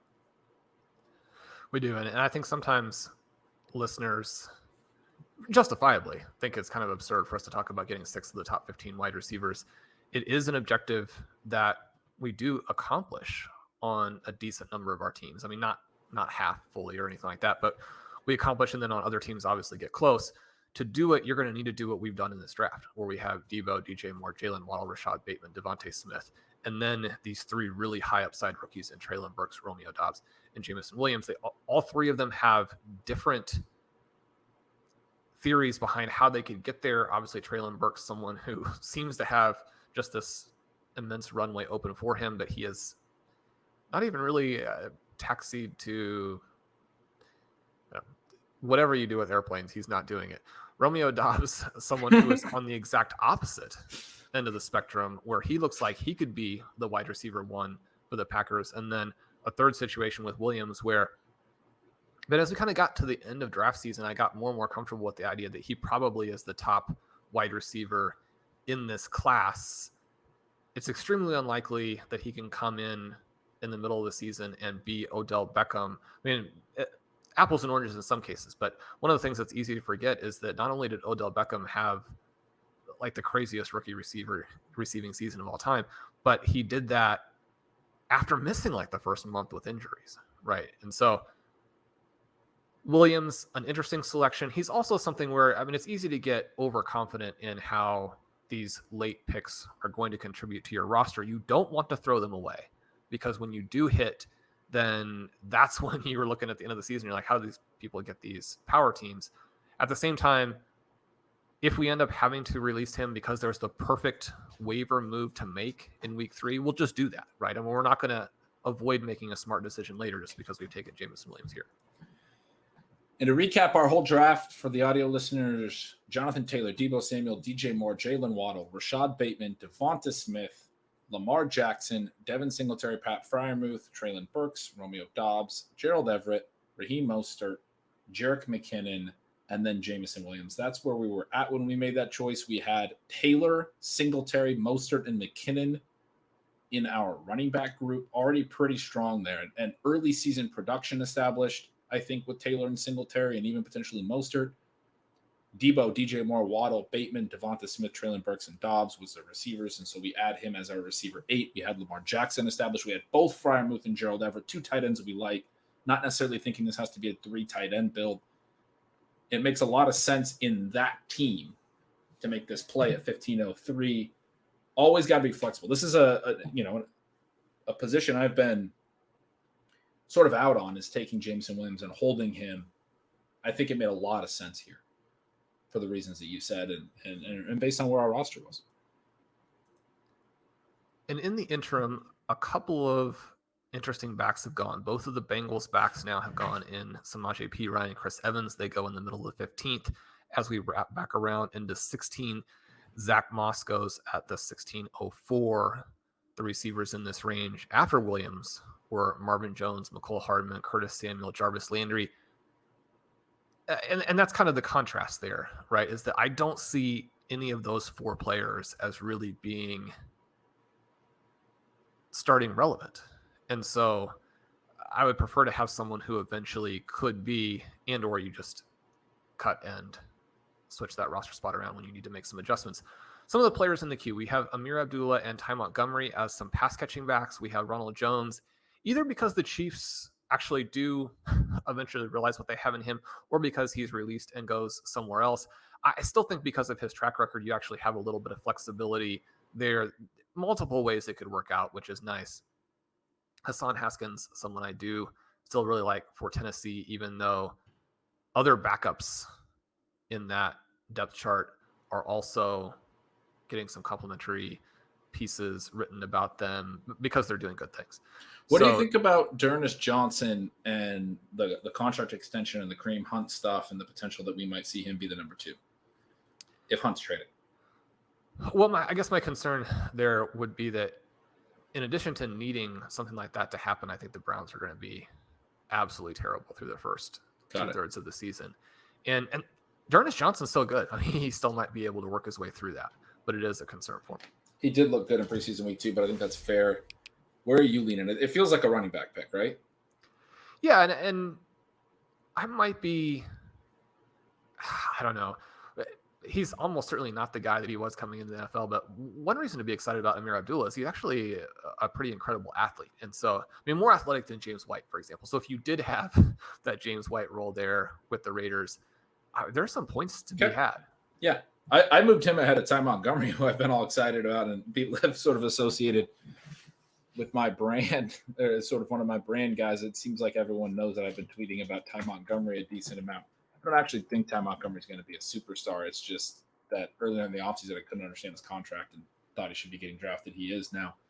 Abdullah's rise, a little more clear on what he's going to do in the offense, a little more clear on how that could manifest. I like the pick. I mean, I think it's we talk about these receiving backs that can have value. It gets a little price tricky with the, Nyheim Hines went 901 in this draft. I understand that Hines has some contingent upside there as well. There are other paths for Hines that probably aren't there for Amir Abdullah. But what Abdullah brings to this build, not massively different than, maybe it's better to say what J.D. McKissic brings at 11, the 11-12 pick, 11.12. We get Abdullah here at 16-10. So essentially 5 full rounds later. I think you could argue that Abdullah has been the top value on the board since Tyler Algier went. Right. In mid-13. And you can find, and even if Abdullah started going in that range, I even think you can make cases for guys like Rex Burkhead, Sean. Travis Homer is clearly going to play the receiving role in a bad team that's going to throw a lot. In Seattle, he's not been drafted in any draft I've ever seen, but this isn't a profile that when you miss, you can't get on waivers. Travis Homer might actually be a 3 or 4 catch a game guy that you can plug and play if you're in an absolute bind on a 0 RB team. But Abdullah, at this point, I'm with you. I mean, he's probably been the best value on the board for several rounds. We've been building in other ways with upside picks, but he's a guy that makes a lot of sense to just add one of these types of running backs. I always try to say that I made the mistake early on when I really fell in love with these types of passing down backs that I would draft too many of them in the same build, and it gets really tricky. You don't know who you're starting every week, and there's not really a whole lot of upside anyway. There is. They can string together 8 catch games. That's one of the things that is notable about them, is it can be higher variance. If a team has a really aggressive fourth quarter where they, have multiple drives in a back and forth game where they're throwing a lot and the pass catching backs on the field for the whole thing, he can catch 8 balls. But it's tough to pick it. I would say high upside, at least in terms of how they're going to be projected on a weekly basis, where you're like comfortable starting them. And so it can be tough when you get too many of them in the same build, but sticking one in there makes a lot of sense. The kind of guy you can play most weeks if the role develops like it can in some of these teams. We're back on deck, Sean. You have Hassan Haskins, Ronald Jones. You have Ty Montgomery there in the queue. I think I would be, for everything I just said, not excited to take Montgomery on this team. D'Ernest Johnson would probably be my pick at running back right now. Haskins, another one that I would like here as well. And so you were somewhat in jest, somewhat seriously encouraging us to consider Ronald Jones on our ship chasing draft. It doesn't sound like you're running him today. Let me ask you. No. I'm very comfortable taking him. We have McKinnon as well. I think we'll just probably have to cut one of them after roster cut downs. And I actually like pairing him. I thought maybe he'd come back to 18-10. He might. The other player here I was going to ask you about, and doesn't look like he's being drafted, which Trey McBride is odd to me. It just seems like he's been covered up by being hurt and them not really playing their guys that much. He obviously played last week and didn't do anything. I mean, he's just got so much upside compared to. Yeah. You can take him, and we'll take a running back on the way back. Right after I said 3 tight end build, I was thinking we might actually want to tack on McBride. 30 tight ends have gone in this draft, and McBride has not gone. We've seen Tyler Conklin, who doesn't always get drafted. We've seen Taysom Hill go off the board. Big tight end run from that round 12 to early round 16 range. And McBride made it through. The other one who made it through was Daniel Bellinger, who might be starting for the Giants. He did not have a very good preseason week 2. He basically set a pass over the middle to a defender for an interception. You hate to see that. They always teach the receivers running over the middle on high throws. You got to get your hands above the ball, because if you do drop it, the ball is going to fall down. You can't be deflecting it up in the middle of the field. Rookie mistake there. Not a great throw, but certainly one that the coaching staff and the team is going to say, you got to do better here to protect your quarterback than just pushing the ball up, fluttering in the middle of the field where there's usually a safety just standing there. That's a guaranteed. It's like the same as a fumble. It's just a guaranteed turnover at that point.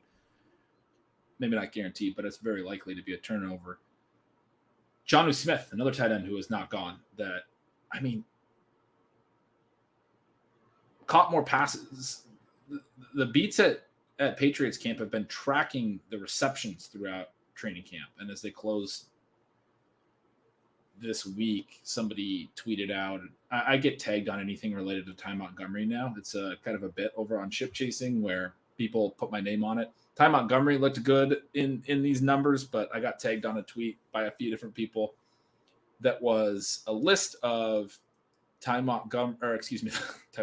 Patriots receptions throughout all of their training camp practices. Apparently, Jacoby Myers dominated, Sean. 41 catches. No one else had more than 25. I don't know who could have told you that. I mean, not something that you've heard this offseason. But Jonnu Smith was second on the team with 25 catches. Then Aguilar, Parker at 23. Hunter Henry was at 22. All three of the backs, Damian Harris, Ramondre Stevenson, and Ty Montgomery, were between 16 and 19. These are reception leaders from Mac Jones only. So Jonnu Smith catching a lot of balls from Mac Jones this preseason. He was the point I was trying to make here. I think he should get drafted in all tight end premium formats. It's bizarre to me that he goes outside the top 30 tight ends. What's his contract looking like? It's pretty big. Is that what you're wondering about? I've been playing Jonnu Smith on the idea that Bill Belichick is not happy with how he was used last year. Because it made Belichick the GM look bad. It did. So, yeah, he's definitely a consideration here at the 18-10. We have him now in the queue. It doesn't sound like you necessarily feel like we need a QB2, even if it's a fun one like Justin Fields. There is at least a tiny bit of incentive to take one of the top kickers just so that you don't have to worry about it. Although sometimes when you do that and then you don't have anybody like in round 20, you feel silly. There are going to be some good defenses that have better defensive matchups we can consider in round 19. We're about 5 picks away. Ernest Johnson, Haskins, Jones, Montgomery, all still available. 18, 19, I think we're going to have lots of flexibility. And then 20, we're going to feel like whatever choice we made was the wrong one because there's going to be nobody there at that point. Well, I do think most of these drafts end with draftable players not going in 2022. And that's something I've written about a little bit this offseason that I just think with the way the offseason went this year and how much more spread some of these offenses are getting, we have more viable players, frankly, that have interesting profiles and are willing, you're willing to bet on. So if you wanted to go kick or D here, I think we'd find somebody in the late 20th, whether that's Jonnu or, Ty Montgomery falls all the way there, has still not gone. I would expect he goes. Maybe Ronald Jones makes it all the way there. Ernest Johnson not going by this point is very unique. Typically see him gone. Maybe that's because whenever he slides as far, I or whoever I'm drafting with, we end up taking him. But Ernest, Haskins, Rojo, all interesting running back picks here if you wanted to lock them up. Jonnu, again, a very interesting tight end. If we wanted to get a fourth, I mean, I'm not opposed to it in tight end premium. 2 flexes. If you hit on multiple tight ends, you can play them in the flex. They are viable. We do only have the 5 running backs, but with Abdullah tacked on, with Mostert and Singletary providing some early season production, our roster can take shape to where it gets to 6 and 7 running backs in season, right? I don't think we need week 1 production. We're going to be adding free agent running backs regardless. Ronald Jones is a really interesting play, though. If he doesn't get cut, you'd expect him to rise in that last few days of drafts quite a bit. What are you thinking? Yeah, I wish we had more rounds because we've got lots of guys that we like here. I think with that being the case, it's hard to pass on them. I do think that either Tyler Bass or Evan McPherson does offer the potential for that position to not be one that you have to worry about very much. How does the waiver work? If we take Bast, can we can't cut him after he plays, can we?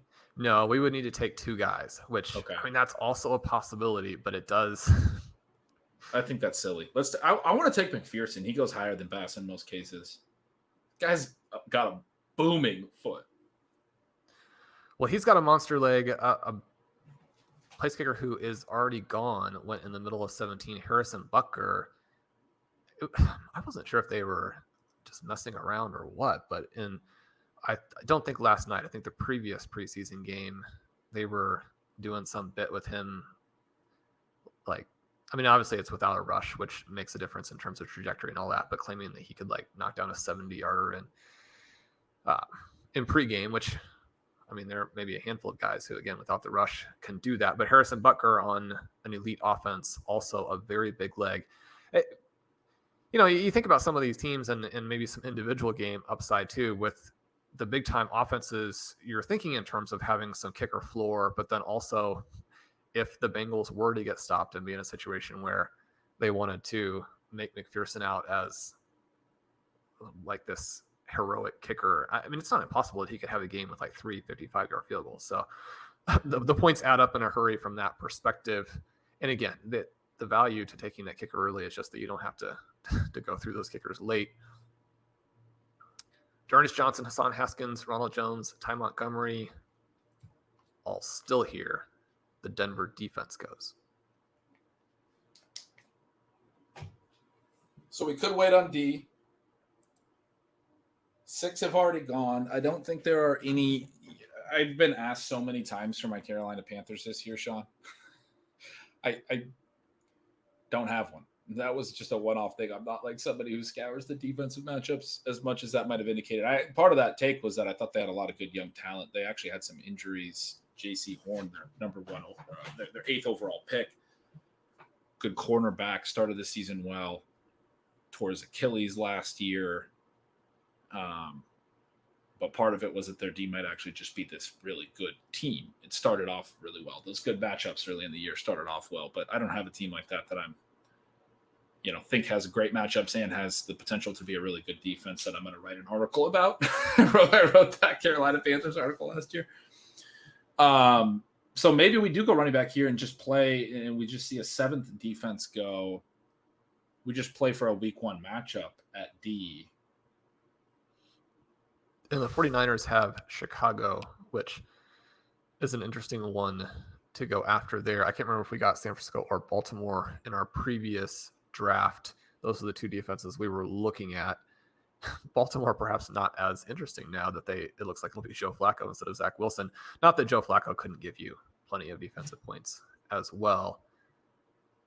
One of the reasons that you push this is you force your opponents, or you give your opponents a chance to give you a little bit of clarity. No one has taken any of these guys, Ben. We can take whatever running back we want. Yeah, and D'Ernest and Jones, to me, both feel like guys who can gain the most value before week 1. Maybe Haskins as well. I think we can't be on Ronald Jones all offseason and then not take him in the 19th round. So because we have McKinnon as well, and we only have 5 backs, and I think there's a possibility, small one, but if everything were to shift over these last couple of weeks, that they end up deciding that the guy they have to let go is McKinnon. Because one of the big cases with Pacheco is he's already won the starting kick returner job. McKinnon's contract not big at all. I don't know why they would cut McKinnon, but if Jones works his way into an uncuttable situation, like onto the roster, and there was a tweet this week after Pacheco and CEH didn't look good running the ball in their second preseason game that Jones maybe had late life and was starting to get more reps, which, when I had written about Jones, I had said you kind of have to see that. or when I wrote about preseason week 2, you kind of have to see that. Or I think I said I wouldn't be surprised if we saw a tweet like that. And we did see it. So maybe he makes the team. Maybe they keep all 4 backs, which wouldn't be necessarily ideal, but we'd at least get a scene week 1 who was deactivated and make a decision there. Having both Jones and McKinnon as a bet against CEH and Pacheco being the guys is a bet that that I like in a really good backfield. Well, and if Rojo would turn out to be the league winner this season and we didn't draft him in the 19th round, we would never be able to forgive ourselves, which sometimes you just have to make the decision that's not going to lead to immense emotional pain sometime down the road. But again, everything you're saying there is true. I mean, Clyde Edwards-Helaire does not look like a starting NFL running back.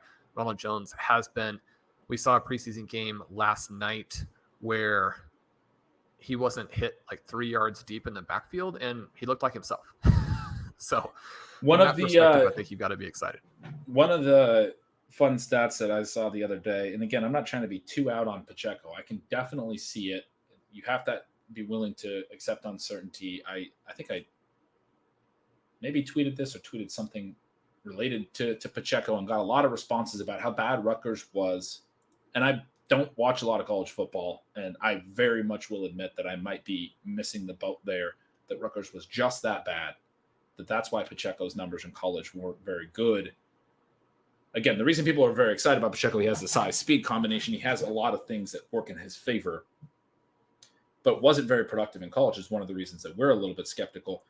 The stat is that in his 4 years at Rutgers, he averaged 4.3 yards per carry. We talked sometimes that in the college game, legitimate NFL prospects tend to average really high yards per carry rates. I believe it was a big knock on Cam Akers that his yards per carry wasn't as elite as it should be, and it was higher than that. I'm pulling it up. It was 4.9, and 4.9 was not good enough for a lot of people for where Akers was going. And then the talk was, well, Florida State's offensive line sucked. That's where we were making some offensive line justifications, was at 4.9 career yards per carry in college. Pacheco was 4.3. Maybe Rutgers was just that bad. But what's really interesting about that is Ronald Jones in 4 NFL seasons has a 4.5 yards per carry. He's been better as a runner. Yards per carry, not a great stat either. Again, I'm there's so many caveats to this stat, but Ronald Jones has been better on a yards per carry basis in 4 pro seasons than Isaiah Pacheco was in 4 college seasons. That's sort of interesting. Yeah, I think the thing that disturbs me the most about this whole, I'm just going to call it a debacle, because the Chiefs seemed like they had a chance to get some running back talent this offseason, and it appears like that hasn't exactly worked out. Again, unless you believe that Pacheco is a future star. But, I mean, Ronald Jones in college, and then at times even for the Buccaneers, even with everything else that was going on, was a big play back. You don't get the impression that Jones has flashed that in training camp with the Chiefs, or else we would just not be having this conversation. Yeah, it's either that or, there's a personality element or something. We've kind of talked about that before, that maybe he's just a jerk behind the scenes. Well, they praised his personality, though. They praised his work ethic. They praised who he is, and they kind of implied he's not good, which, I mean, that part is unfortunate. Yeah. So we're almost back up. We talked about how some of these guys might make it all the way back. D'Ernest Johnson still never went. He might go in these last 5 picks of the draft. Hassan Haskins did go. Daniel Bellinger went. Jonnu Smith also still never went. Justin Fields, who you mentioned, did go 1 pick before we took Evan McPherson, so we gave up on the potential for a QB2. I'm pretty comfortable just going Lamar Jackson or bust or stream, right? But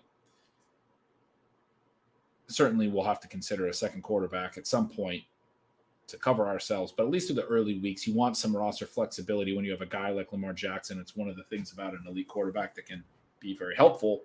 You're starting him every week. You don't have to waste a roster spot. Pick someone up in week 8 for the stretch run so you have a backup quarterback. But for the first important weeks, for the start of the bye week stretch, you can just roll out Lamar Jackson and not really be too concerned.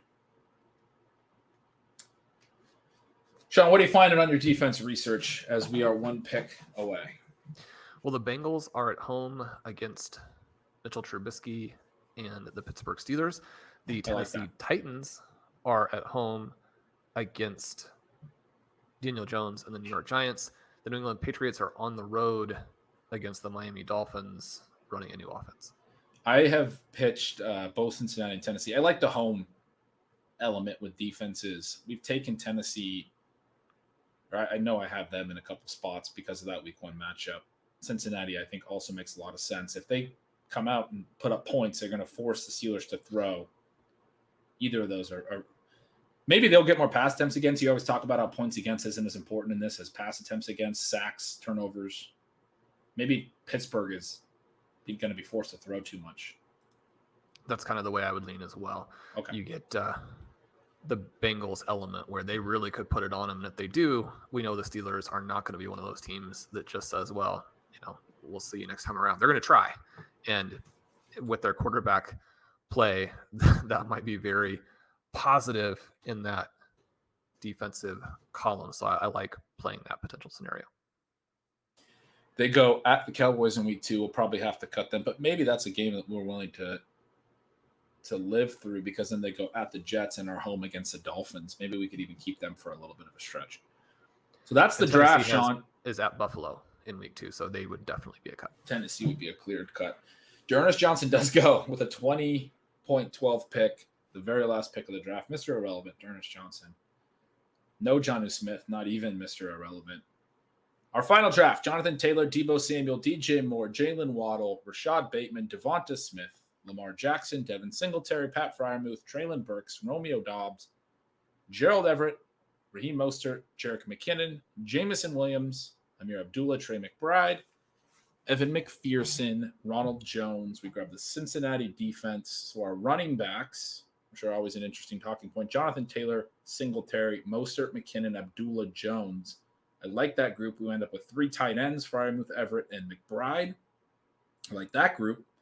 We've talked a lot about our receivers, but we had the 3 rookies in Burks, Dobbs, and Williams after our 5 straight from rounds 2 to 6. Deebo, DJ Moore, Waddle, Bateman, and Devonta Smith. I also like that receiver room. This is a good team. Yeah, you get the 103, and then especially when Jonathan Taylor falls to you.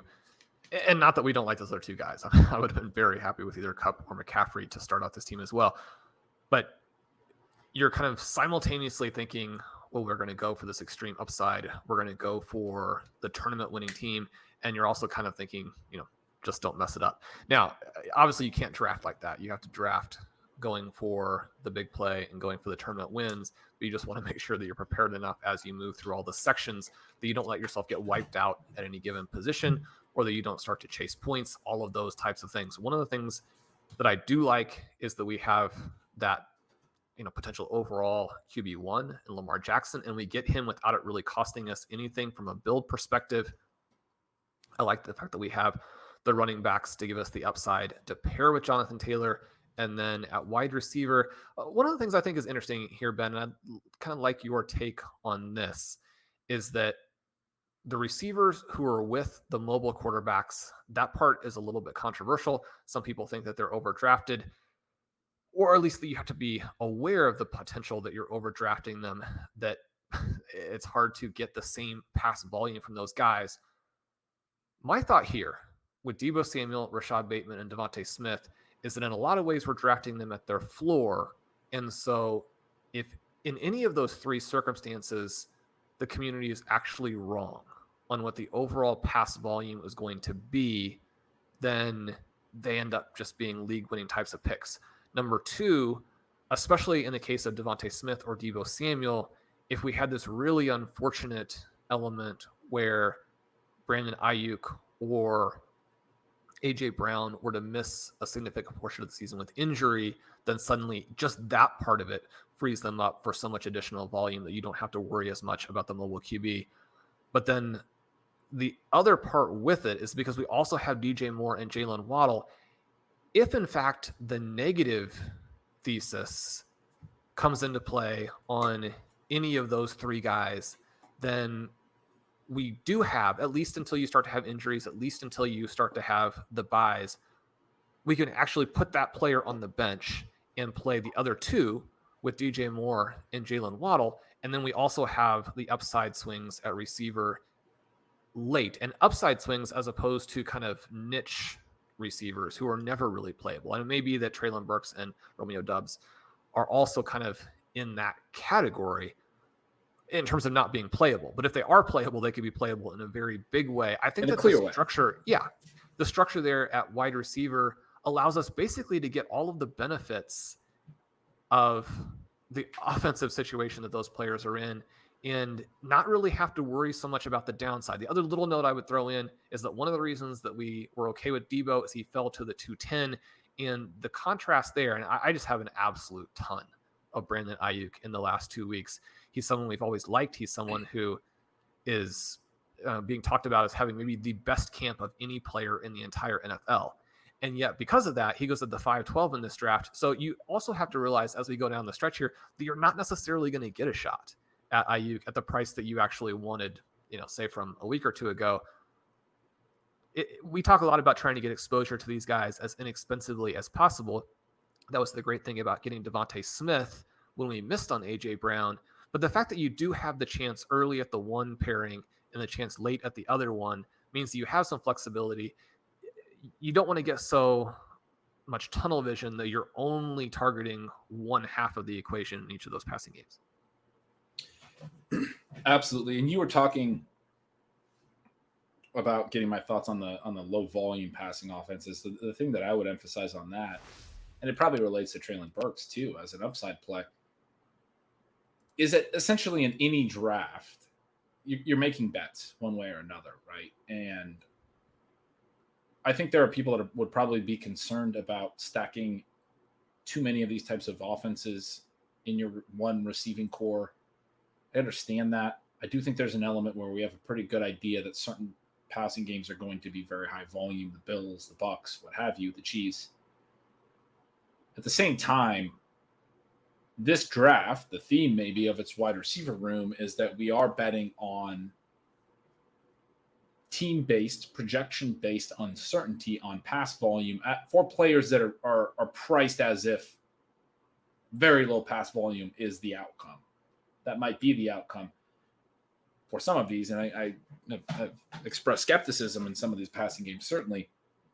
But stacking them into the same team is sort of a broader bet that there's going to be a team that everyone thinks is going to be very low volume that winds up throwing more. We saw it with Baltimore last year. That happens. These team level volume projections are one of the biggest reasons when we did our projection show several weeks ago and talked about some of the pitfalls of projections. I think I talked about when I wrote at CBS and looked back at my past volume for every team and did a big test on how close I was for nearly half I think it was for half the league, either play volume, exactly 16 teams, either play volume, rush attempts, or pass attempts. I was off by at least 50, which is a lot. And there were several that I was off by 100, or a few at least. And I was projecting it close to where the market was projecting it. That's one of the things we also talk about with projections is there's sort of a lean, and you can't be too far off of ADP with the way that you're projecting it, or you get way, way different. And I do tend to let that influence the way that I project. We're going to have misses on that level. So making a team-based bet on some of these offenses being different than what the market expects is one that I'm very comfortable with. I would guess that between San Francisco, Baltimore, Philadelphia, and Tennessee, one of those teams is going to throw more than we're thinking right now. And we got really good prices on 4 guys that could be a huge part or a huge beneficiary of that type of team-level shift. And then you talked about how we do have more in Waddle who provide a little more stability, probably a little bit more target comfortability, a little bit more playability. I think we're going to find that this sort of correlated bet on projection error league-wide on pass volume projection error is going to lead to at least one or two of these receivers being in an offense that's more pass-friendly than they are being priced at right now. And you have to really like the talent of those guys if you're going to make that bet. And Mark Andrews is just such an extreme example of it when it works out in your favor. But it's such a recent example, right? I mean, it's in some ways surprising that some of these talents are being faded immediately after Mark Andrews demonstrated not just the league winning, but the tournament winning upside and almost tournament winning necessity of having him in 2021.